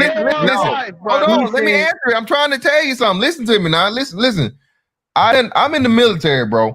So I've heard all of the horror stories. I said I done seen. So this is what I'm trying to tell you. This is what I'm trying to tell you, bro. This is what I'm trying to tell you. So you marrying hoes? No, I wouldn't be marrying no hoe. It'd be like, listen. Okay, well then, if all women are I would need you niggas. If all women that are wives are inherently hoes, then you're marrying hoes, right? That's what you're saying. Because if you can't trust her not to fuck around while you in the military, what you saying you got? Hey, I'm telling you this. I'm telling you this. If I had the option to listen. If I had the option for my wife or my old lady or whoever the fuck, somebody that I'm serious in a serious relationship, right, to cheat on me, right? Hold on. To cheat on me for free. And eventually I find out about it one way or the other. All right. Either sooner or later I find out about it. This bitch cheated on me, right? Okay, for free. Absolutely nothing. And then I have the fucking chance to motherfucking know about it. Hold selling your wife's pussy to Jeff Bezos. That's again, nigga. For him, the price is going up because $1 million is not enough. Exactly. For Jeff Bezos, he will have to come with at least 10 because 1 million that's like a penny to him. So we need 10. You know what I'm saying? 10 million, 15, sold to the highest bidder. Come on, man. This is your wife. Again, yes, again, that is totally what's the name, bro. That's totally different. So what you're saying, what you're saying is if somebody gives you $1 million super chat, they can fuck your wife all night long. That's what you're saying. I'm not saying that. That's what he said. That's what he said. That's exactly what he said. For one, it wouldn't be $1 million super chat because you get 30% to Google, nigga. You definitely hit that on Cash App. No, he said no. You gotta give him credit. Hold on, give that man credit. He did not say that he would do it. He said they'd have to have a conversation. Yeah, that's what I said. We have to have a serious conversation. It's a possibility. Come on, but what is the conversation? Hold on. Bro, y'all know me enough. I'm not changing my answer. I said what I said. No, he politicianed his way out of that. But what side of the argument are you coming from? Again, I said what I said. I'm personally coming from, again, I'm not talking about girlfriends, pimping, none of that. Whatever, two consenting adults do what you do. Nick, bro, it's a nigga that just got found out, bro. They just did, bro. It's niggas that found out. Bill is arsonist. Who you want raising your children? Bill is arsonist. It's niggas that find out that they kids ain't they kids, my nigga. All right? For free. We asked about your wife. So you raising other niggas' kids that shit on what you saying about your kids? Do you have doubts? I told you my answer. Me and my wife would have to have a serious conversation if a nigga was like, hey, I need $1 million. I'm gonna give you $1 million for that pussy. Hey, we need to go sit down and talk. Oh man. You guys go ahead and get that back. Listen, it's a nigga in this indecent proposal. Let me say this. Hold on, and then we gotta get the Vision because Vision dropped out of shit. But let me say this. It's a nigga in this space, bro, that lets his wife fuck other niggas for free. So y'all can get the fuck out of my face with that. That nigga lame. He a free lame. He a free lame. What's up, Macario? Hold on. What's up, Macario? I'm just saying. I ain't saying no names. Quiet down. Teaching niggas game and you got niggas busting up in your wife. You lame ass nigga. You a lame ass nigga. Like, I swear, why would you marry a bitch if you could just do that? You a loser. You goofy. Y'all saying that. I ain't saying none of this. That's y'all. No, I ain't saying none of this. It's on y'all. Anyway, let me get the Vision, man. We gonna come back to Vision. Then go to Vision. Then we gotta go to Dennis. Go ahead, Vision. That woman got a financial benefit. So I kind of got lost in this one, but I came in when you guys were talking about Steph Curry and his wife, and so Steph Curry would be considered in this space a very high value dude, right? And especially with his accomplishments. So like let's look at ourselves for a second. For those of us who played ball and were delusional enough to think that we were going to be the next Mike or Kobe, you know, and then for whatever reason you weren't going to make it because the percentages are just against you. It's like 0.4%, 0.04% of the population will make it to the NBA. Like at the time I checked it out, it's like 400 players playing, and you got all these millions of people trying to make it. And so back in the day, you know, like you got to be 6'6", you got to be this, you got to be that, and then every once in a while you'd get someone like a Spud Webb, you know, which would be an outlier. But you know, Steph Curry does come from good genetics. Like his dad was an amazing shooter, had a good career in the NBA. I think his mom played volleyball, so he had the genes. But I don't know how tall he is. He's like 6'2" to 6'4", so he had to put in work, you know, especially when you saw him at Davidson. You know, like he was a skinny dude, so he put in the work. He went to the gym and he made it. He achieved something that's just near impossible for someone like him. Another person would be like a Steve Nash, you know, just like they look like average dudes, but they got high skill and high IQ. But what I'm trying to say is like this dude makes it to the top, and from the looks of it, he's a loyal dude. You never heard anything. You never heard anything about him like a Tiger Woods type of situation. You know, he's been good to this chick. And you know he's a good father. He's a cool dude, and yet he's still gonna, you know, and yet the chick is still gonna go out and do that. So like again, it's just adding to what we're learning in this space that it don't matter. These women in this generation are not gonna appreciate you, bro. Even when you bring them everything, they're not gonna appreciate you. So people have to just change the way they view relationships from this point going forward. These bitches don't care, man. Hey, appreciate your vision. Shout out to Astro for the 499. If she don't do it for $1 million, I'm divorcing her. Like I don't know if y'all saw my answer. Listen, bro, do you think a woman is gonna turn down $1 million for a nigga to fuck? Do you seriously think that? No, she's not. Morality. She's not gonna do it, bro. Again, how many women in their life have been offered $1 million to have sex? Most women won't see $1 million in their lifetime. Only the virgins. So it's not even them, Big Truck. Come on now, and that's one in a million. It's true. Look at these politicians who have these sex rings. What they do is they look for virgins and they offer them money for sex. And the thing about it is, a lot of them end up marrying the guys because they're looking for virgin wives, even though they're so young. That's the reality. But okay. But listen, man. Again, if you think a nigga gonna offer her $1 million and she not gonna take it one way or the other, use a fucking fool. So that's why I say it's best for y'all just have the conversation. If you've got $1 million to offer, you're in the top 5% of like all men. You can basically have whatever woman you want. Well, yeah, and he won't show woman. So hey, nigga, King David, I guess. But shout out to Dennis. Dennis in the building. What's going on, man? Dennis, go ahead. Hey, shout out to everybody on the panel. Y'all mofos are ridiculous. Look, man, I kind of just came in at the whole Steph Curry thing. So I'm going to speak on the whole Steph Curry thing, and then I'm going to speak on the whole cheating thing. So this is what a lot of guys sort of fail to remember is, and this is why I'm not really a part of the whole, like, you know, dudes need to, like, you know, build their business and all this stuff to get women, is because that stuff is good for attracting women, but you know, I'm more concerned about the long term and the maintenance of the woman. So, like, you know, you see a lot of guys, like, you know, say, well, hey, like, you know, Will Smith got cheated on, like, you know, then how is the average dude going to get ahead? How's the average nigga going to get ahead? Like, you know, or like, you know, look at Steph Curry's wife. What a lot of people and a lot of women do this too, is they try to substitute money for masculinity and leadership.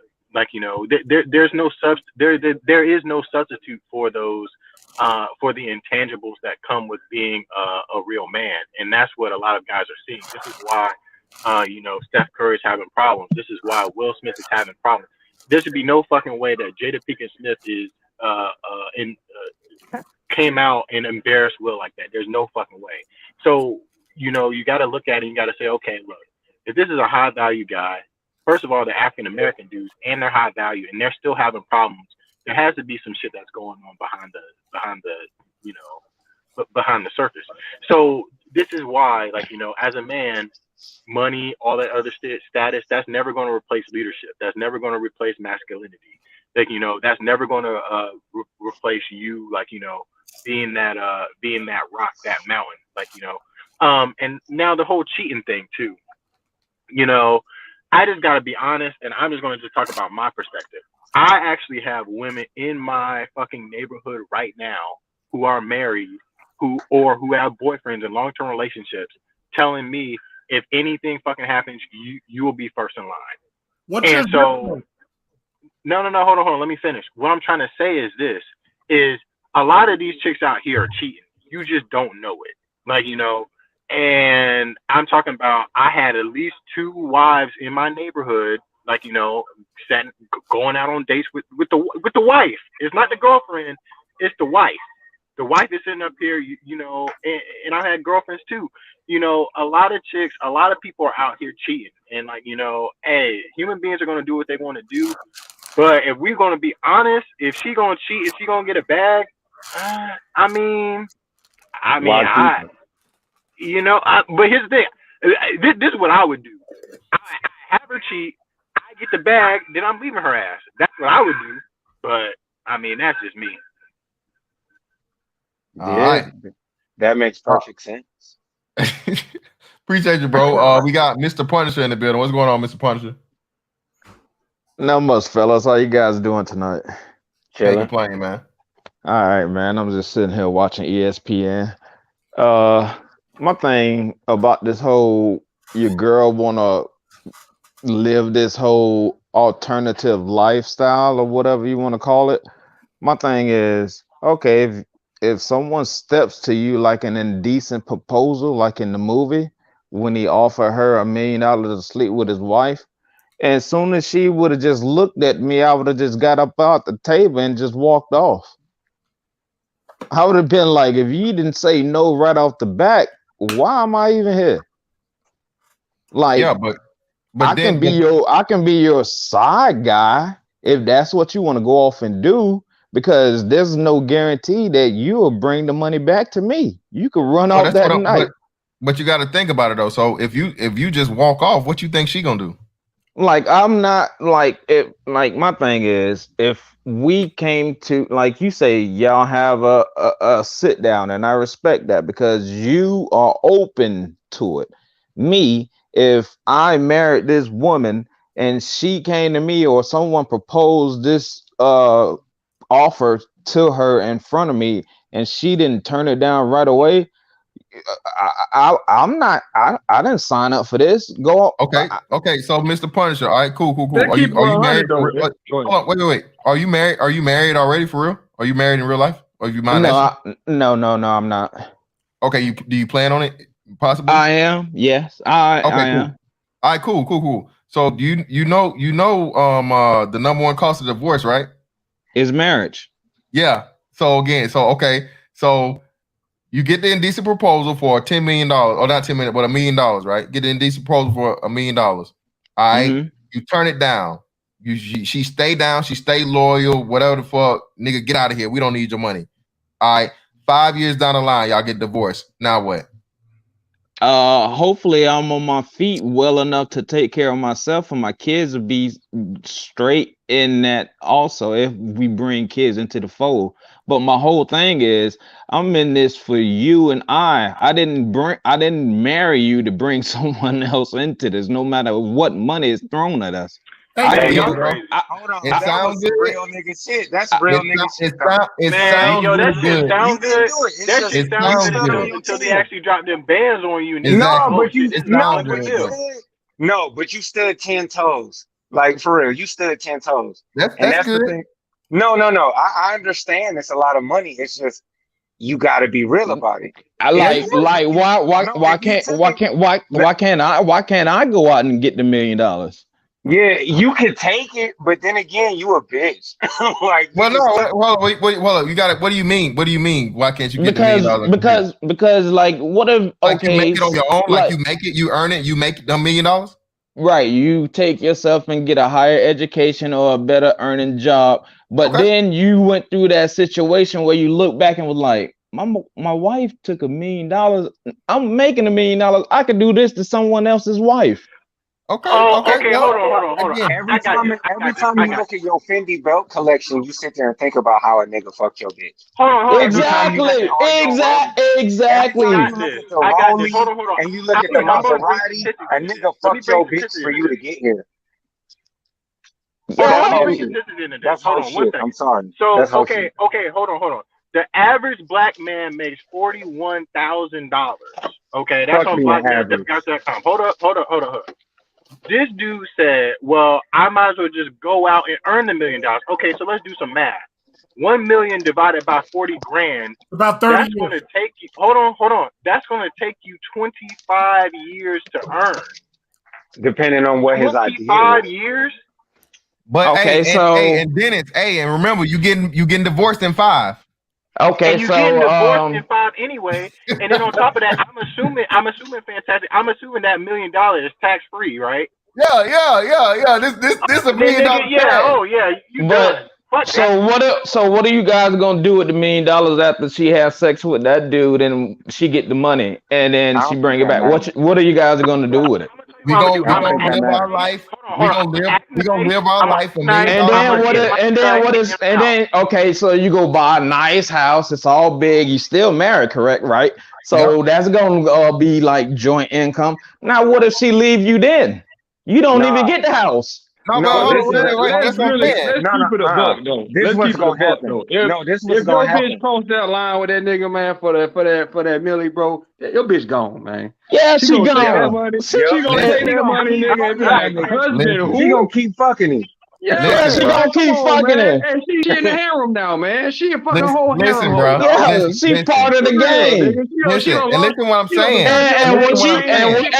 And on keeping it real and keeping it real, you gonna feel so hurt. You gonna go get a side chick. And listen what I'm telling you. And listen what I'm telling y'all, man. That might have just been her season in your life, man. Thank God for the blessing, brother. Again, that's all I'm saying, man. Listen, I done seen people do the weirdest shit in marriage, bro. I've heard some of the crazy, especially being in the military, bro. I know motherfuckers that where everything but a bitch had a kid by a different dude. That's the only thing I haven't seen where a dude stayed. I didn't know for a fact where this chick. Do you guys believe in marriage? Like, do you think it possibly can work? No. Fuck government sanctioned marriage. Yeah, government sanctioned marriage. Maybe in like 1920. Yeah, state sanctioned marriage in 2021, bro, is just not. No, it makes no sense right now. If you're willing to get into state sanctioned marriage as a man, you're literally putting your head in a guillotine and being like, okay, when is it gonna fall? That was very artistically put. That was very artistically put. Yeah, I agree with that. We could jump the fucking broom. Hang on. Like, is it like a both party situation, like where both parties are not agreeing, or is it one side more than the other side, or is it everybody just gonna keep saying it's the government? Let me say this, bro. Listen, man. What are the tangible? If you can list the tangible benefits for marriage in this current modern world, bro, I will consider it. But there is none. There is zero for men. There is none. And we all know this. We all intrinsically know this, bro. Hey, bro. So can I ask you a question? Okay, go ahead. My bad. I just wanted to ask this: when was the last time you pulled up on a chick and her parents could pay for y'all wedding? My ex was that. My ex. I had an ex. Like, how many times does that happen? Every last one I'd admit. It's just I only had one. I only had one, and it was not a African American girl. That makes perfect sense, because that's the thing right there. I say that's what we got to deal with. Like, I don't understand why niggas get married now. I just had an old nigga tell me last night, who got like 3 baby mamas, about how his last baby mama was his best choice. So which one is it? Do we know which one he like mesh with better than the other ones? Like, out of 3, he got like 1. No, he tried not to. No, baby mamas. No, but listen, he tried not to specify because they all special, because they all my cousins. Like, all their kids is my cousins. So is there any type of situation where they can get together and just be like, all right, we just gonna just be with him? Like, is that even possible? I'm just saying. I know most people will be like, saying, these are niggas born in like late 50s to early 60s. So these are older men. Yeah, these are old niggas who are telling me that bullshit. You know what I'm saying? Like I sat there, I was like, bro, you don't even currently live with the auntie that's connected to me. So are they asking you when are you gonna get married, or are they trying to pressure you to get married? They actually he tried to pull that bullshit on me last night about trying to get married, but I really looked at him like, hey, bro, you never even picked a steady female. And that's the thing that I have also. I have those problems with the my relatives and in-laws that it feel like just because you're older than me, you could talk down to me. And I'm like, listen, I'm looking at your life like let's compare apples to apples, not oranges to apples. Hey man, I'm with Big Truck on this, man. You need to find you an Amazonian bitch, a pygmy bitch with a big ass booty, a motherfucking bone on her goddamn nose, a plate on her lip, hunting monkeys, nigga. Need to find a bitch. Monkey meat, eat monkey meat, nigga. Straight up, bro. Well, to be totally honest with you, my youngest daughter is turning 13 this year in August. So I was just thinking to myself, like, I'm just gonna wait till my youngest child turn 18, and then if I find someone because I do, and deep down I do, and I hear everybody what y'all saying, and I like some of the stuff I disagree with, some of the stuff I'm like cautious, and I'm like, that makes sense. Oh, why am I putting my head in the guillotine? And some of the that feeling to get that's what get niggas fucked up, man. That deep down I wanna, go ahead and get but bro, logical, bro. We gotta work off of logic, man. You know what I'm saying? Use your logical brain as a man. Them feelings would get you fucked over, nigga. You be in goddamn divorce court with your motherfucking hat in your hand, begging the judge to leave you some socks. Hey, shout out to Snuggle668 for the 5. To the people on the panel, what are the principles each of you have in your relationship, or how far will you go and will you not go? Snuggles, what do you mean as far as like principles? As far as what? Don't pay me, but just be a little bit more specific. Because are you saying as far as like the whole cheating scenario, or are you saying like basic principles and requirements? What do you be a little bit more specific? Like I said, don't pay me. The answer to his question is no adultery tolerated at all. If you are there for that. Like some people have swinger parties now. I can't. Yeah, but that's what I'm saying. What are we doing here, man? Niggas in this space is famous for it. Like you guys act like you're Republicans at wife swapping parties. It's like no, I am not. But I cannot forget that I can acknowledge that does go on. No. If I get to do that with you, you're not my female. I'm sorry. Like that's fine. And that's fine.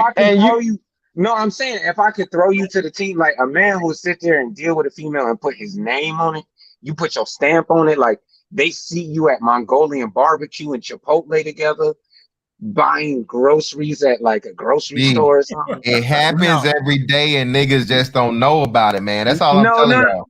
For free. I know, I get that, but no, if you actually put your stamp on it and then like do that, that's what I'm telling you. That's what I'm telling you. Niggas be out here whole with like shout out to the brother Dennis. Dennis just told you, bro. Niggas be out here with whole wives, bro. Don't know that they hoes. Plotting. See, that's why I've never ever telling the next nigga that as soon as this nigga's out of the way, he done fucked up. You can get this pussy. That's what's going on for real out here in these streets, brother. For free, bro. Dennis, did you offer a bitch? Hold up, Dennis. I gotta ask you, Dennis. Did you offer a bitch $1 million, Dennis? I'd never offer $1 million. All right, so for the free, my nigga said just hey, off the strength of him being around and being in the good neighborhood, he got two wives that said, hey, this shit go south, nigga. You got this pussy. You first in line. So I'm just saying for the free. Hey, does it count? Hey, I gotta ask between this. Okay, so if you didn't fuck somebody's wife, does it count if you didn't know? If you didn't know she was married? No, it doesn't count. It doesn't count, and I've been in that situation before. If you go out with a chick and she lies to you and she doesn't tell you that she's married and she has kids, as long as after you finish fucking her, you cut it off, it's okay. It's not your fault. She's gonna go to hell. You're not. Oh my God! Big Truck, hold on, Big Truck. Big Truck. These are women who are actually wearing their rings, though. No, like, they're not. They take the ring off. Let me just tell you, the one that I was going on a date, the one that I took out, and the one that I was dating for a while, she did not let me know that she was married, and she did not let me know that she had kids. So as soon as I found out, I fucking cut it off with her, and it's fucked up because I had to go into the kitchen and I started hiding the knives to make sure she didn't try nothing. And then I also closed up the windows and I shut that shit so she didn't try to jump out of it. But I left immediately. And I made it so that I could not be ever considered a suspect. If anything, if she decided to kill herself, I was not going to let her take me down as a suspect. I left immediately. I went and got myself another place to stay. And I was like, nope, we're done. No more at all. It's like, go home to your husband, no more. But as long as you leave, as soon as you find out, you're okay. In God's eyes. See, hey, Big Truck, this is what I'm trying to say, Big Truck. Hold on. Let me get this forward. This is what I'm trying to say, Big Truck. My personal experiences are with chicks who had their rings on. What I'm trying to say is they didn't care, dog. Like, you're a terrible person. Hold on. Let me rock for a little bit. Let me rock. Hold on. Let me rock. You're a dick. You're an adulterer. I can't let you rock because you're spreading adultery. How is he a dick? Wait, no. You're not listening. Y'all got to listen to him. Listen to him. He's telling you. He didn't come on to these women. Hold on. Wait. He didn't come on to them. They came on to him. That's still adultery. If you see that wedding ring, you ain't supposed to talk to her at all. That's adultery. But you know he hit that bitch. But you know he hit it, though. But listen, adultery, big truck. Adultery only applies to the married person, brother. Yeah, but you know that, right? No. Yes, it applies to the person who knows that the person is married to. No, yes, it does. A non-married person cannot be an adulterer. Yes, it does. A non-married person cannot be an adulterer. If you know look that in the Bible. Married, look in the Bible. I'm not gonna argue with you niggas about the Bible. Anyway, speaking of the Bible, we got my man Hulk here. Hulk is the. Go ahead, Hulk. Says, "Thou shalt not covet thy neighbor's wife." It says my question. Yeah, all right, Big Truck. All right, my question is, if you want to be married and then you want to sneak around your partner's back, why even be married? Like, it is your fault. You the one that's allowing. Because I'll answer that. Because you guys got to understand, marriage serves a purpose. A lot of times, people are getting married in the USA not because they love the person, but because of what they're getting. And what's this whole love thing? Especially women. What's this whole love thing? Like, I'm marrying you. Fuck the love thing. Fuck the other benefits. Man, we been fucking drowning. Hey, let's it's on spiritual, man. Go ahead, spiritual. Am I? Hey, what's up? Can y'all hear me? Yeah, loud and clear. All right, bet. I'm in the car. So here's the thing. A lot of dudes got to realize when y'all talking relationships, it sounds like we talking about prison stories. But let's talk about the egalitarian society. Marriage in an egalitarian society where men and women are equal cannot exist. Because you got to realize the woman has chose the government. That's what the marriage in this current society means. It means the woman has chosen the government to leverage your assets. It's not they choose the rulership of the government over male rulership. So when men say they want to get married these days, they're speaking out of emotion of wanting sex or just feeling lonely. And that's the worst situation a man should even think about marriage. You can get all the benefits you want from a woman if you're horny or lonely by just bringing her over your house and then allowing her to leave. Because once you get that nut, your logical brain should kick back in, and you should realize, let me preserve my assets and control of my life and get back to work. Because a lot of these dudes, they're getting married out of emotion, not realizing the legal bind that they're putting themselves in. Amen. Exactly.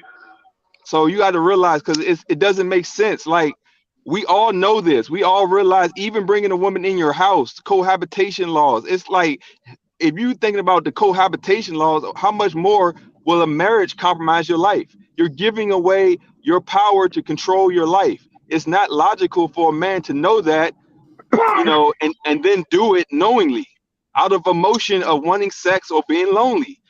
No, that's a woman's mindset. We've been all indoctrinated Hold on. Hold on. Let me finish. We've all been indoctrinated to believe in this fallacy of marriage growing up around a bunch of women, a bunch of you got to need this, you need that. All right, but once we come into our own and we develop into our masculine mind frame, we put those childish thoughts aside that have been indoctrinated, and we preserve ourselves and to control our lives. Men need to realize we don't live in a society that makes sense. That's why the LGBT, all the alternative lifestyle community and everybody else has adopted that concept of marriage, because it no longer applies to men controlling their lives legally and maintaining rulership over their children. We all seen the stories. We know about the family court. We know about divorce and alimony. What more do we need? Now go ahead, brother. Hey, shout out to Hood Sports Network for the 10. I get the $1 million and divorce my wife 2 years later. Y'all be blue pill as fuck. How many women on this earth? Y'all be in love. You just get another wife. Listen, man. Exactly. I don't know, man. Y'all, that was just I ain't gonna hypothetical. care, bro. That sounds so costly. Like it's just getting married and getting divorced and then getting married again. Yeah, like it just sounds like it's wasted money. Exactly. Again, man, listen, bro. This again, it was hypothetical. Again, all I'm saying is this, man. I'm it was actually a good question. Actually, if you do, I'm trying to tell you. As a person that was married and a person that's been around a lot of people, especially in like some of the worst marriage numbers ever, like military marriages, bro. I've seen and pretty much heard it all, bro. So, and you'll be surprised as shit, bro. Bro, you know, motherfuckers in the military, bro. This is the only time I ever heard of this ever. Like, have you served in the military? Yes, hold on. Yeah. You served in the military? I'm active duty. Hold on, Bro, real quick. Let me tell you. You never bro. Thank Let me add this after you. I want to say thank you, bro. One of my teammates. I just want to say thank you for your service. Greatly appreciate you, brother. Greatly appreciate you. Go ahead, bro. For everyone that was served on this platform, I just want to say that. So, Mr. Fantastic, you're 110% correct, bro. I done seen the shit. I done seen it all, my nigga. I'm talking about wives literally having orgies while they their husbands are away on deployments, my nigga. Bro, true. What about the comeback with the baby? Come back from deployment, bro. Come back from deployment. Bank account cleared out. The house cleared out. Yeah, your motherfucking wife is full of other niggas semen. Dog, your wife is literally on the hub, nigga. Straight up. And what if she say, I got paid $1 million for this? Man, you ain't gonna never hear from the bitch again, nigga. Yeah, hold on. Hey, Mr. Fantastic. Money, nigga, and then a cocaine binge, motherfucking Rick James will blush at, nigga. Yeah, what's up? Hold on, let me ask a question. All right, bro, how long did it take for you to realize to get into your first marriage? For me, it was when did I meet her? We met in 2007. So 2007 to 2011, and we started living together in 2010. So 3 years. How did you feel after you got married? I know the day was all exciting, party, everybody's drinking. Well, I felt it didn't, nothing changed. Again, that's what I'm saying. I got married to my now or soon to be ex because I actually cared about her. I actually loved that we had an actual relationship and shit or whatnot, what have you. Cool. And I thought that we were gonna spend the rest of our lives together. Shit just didn't work out. Everything was cool. It wasn't I was tired of fucking hoes. No, it wasn't because of, she was just, no, I actually cared about her, actually had feelings for her, actually knew her as a person and felt like, we could grow and build something together. And it worked for the time it worked. But, a whole bunch of shit happens over a period of time. People change and, we just go our own separate ways. So what was the straw that broke the camel's back? I was about to ask. I had two questions. It wasn't a straw. I don't want to go that deep. I have two questions. Did you guys have mutual friends, and did you guys hang out with other married couples? No, I didn't. I don't do that. Answer. I don't. I'm an introvert. So like, two things I never did. Or you know what I'm saying. I made it myself not to do, and I actually fucked up and did like a dumbass because I didn't understand the games that was being played. You don't talk about your business or none of the problems you have going on with your marriage to nobody else. That's some shit y'all handle between each other. Or if you have a counselor or some shit like that, you do it with that. And don't fucking become friends with other couples. That's just no, it's horrible. Hey, Mr. Fantastic, can I address somebody said something about the Bible and marriage, and they said that goes against. I just want to address that real quick. So here's the thing about the Bible. The Bible never tells men to put themselves in an unbiblical situation via the society we live in now is not biblical, nor is it ruled by biblical law that it legally empowers men in the position with a woman and his family. So you can't take the society rejects the Bible. So when you take marriage in the concept of the Bible, it doesn't apply to a society that empowers women. So all these people who say the Bible is this, if you know what the Bible says in the position and authority the Bible gives a man in a society to recognize that is not the society we live in. This is legal. This is a man putting himself in a situation with a woman empowered by the state to destroy his life. That is not biblical. So everybody if you want to know, the Bible is actually supporting male rulership with legal authority. So we just don't live in that society. This is like a pagan thing where women run the world and men just put themselves in the freaking oven. But we're not exposed to that. We're not exposed to, the misery of men in the pop culture.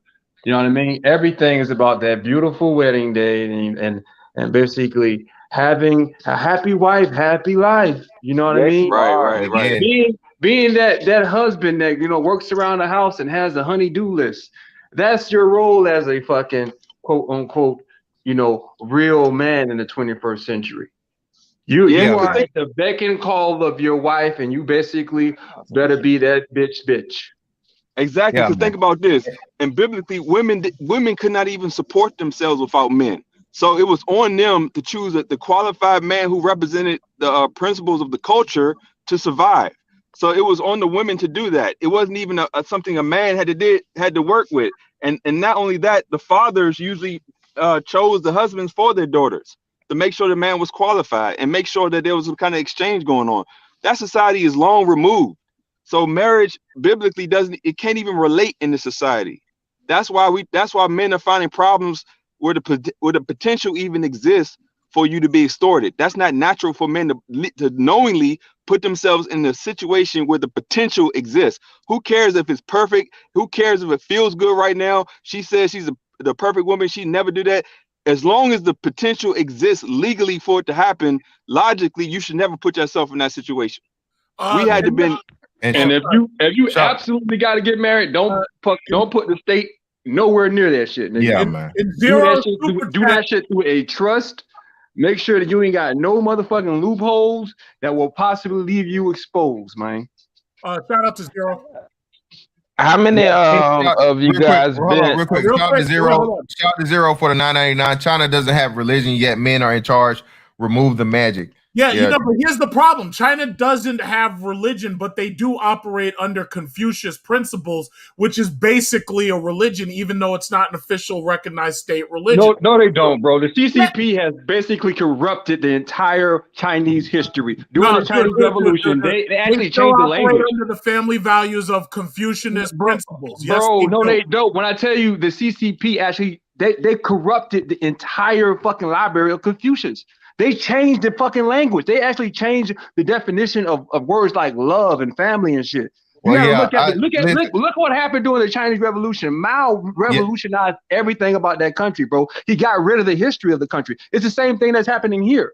Well, that's what it is, because it's past what's the name, man. But let me say this: Zero was definitely right. The Lord can't even help you with these hoes. Okay, not even the Lord can help you with these hoes. All right. But one of the biggest things about Steph Curry and Ayesha Curry is that they're extremely religious. One of the reasons why Steph Curry said he left Nike was because Nike wouldn't let him put scriptures on his shoes. And you know, one of the things he has in his Steph Curry line is that he I forget what scripture it is, but he has a scripture actually within his usually within the sole of his shoes on his brand. That's a big part of it.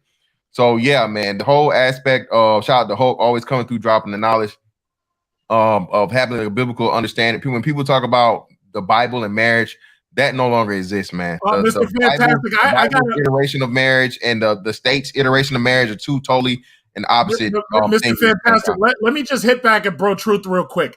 The reality is that in China, both the parents, the mother and the father, will absolutely crucify their daughter for, number one, you've heard the term sheng nu, which means a leftover woman, for being over a specific age without having children and without being married. Number two, you're talking as if they're a monolith, my nigga. China's a massive country, my nigga. You literally got parents that will leave their children to go work in factories thousands of miles away, and the whole family, the eldest child there is 9 years old, and the 9-year-old has to fucking take care of everyone, bro. Yes, this happens on an alarming rate. So you cannot talk as if these people are monolith, bro. You cannot say, well, China, you know that there's multiple groups there. The Han Chinese, for example, but you beat the shit out of the Xinjiang people. My point is that family structure is something that they do not allow to get broken.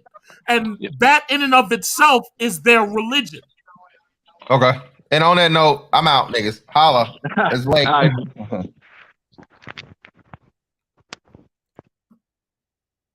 Peace.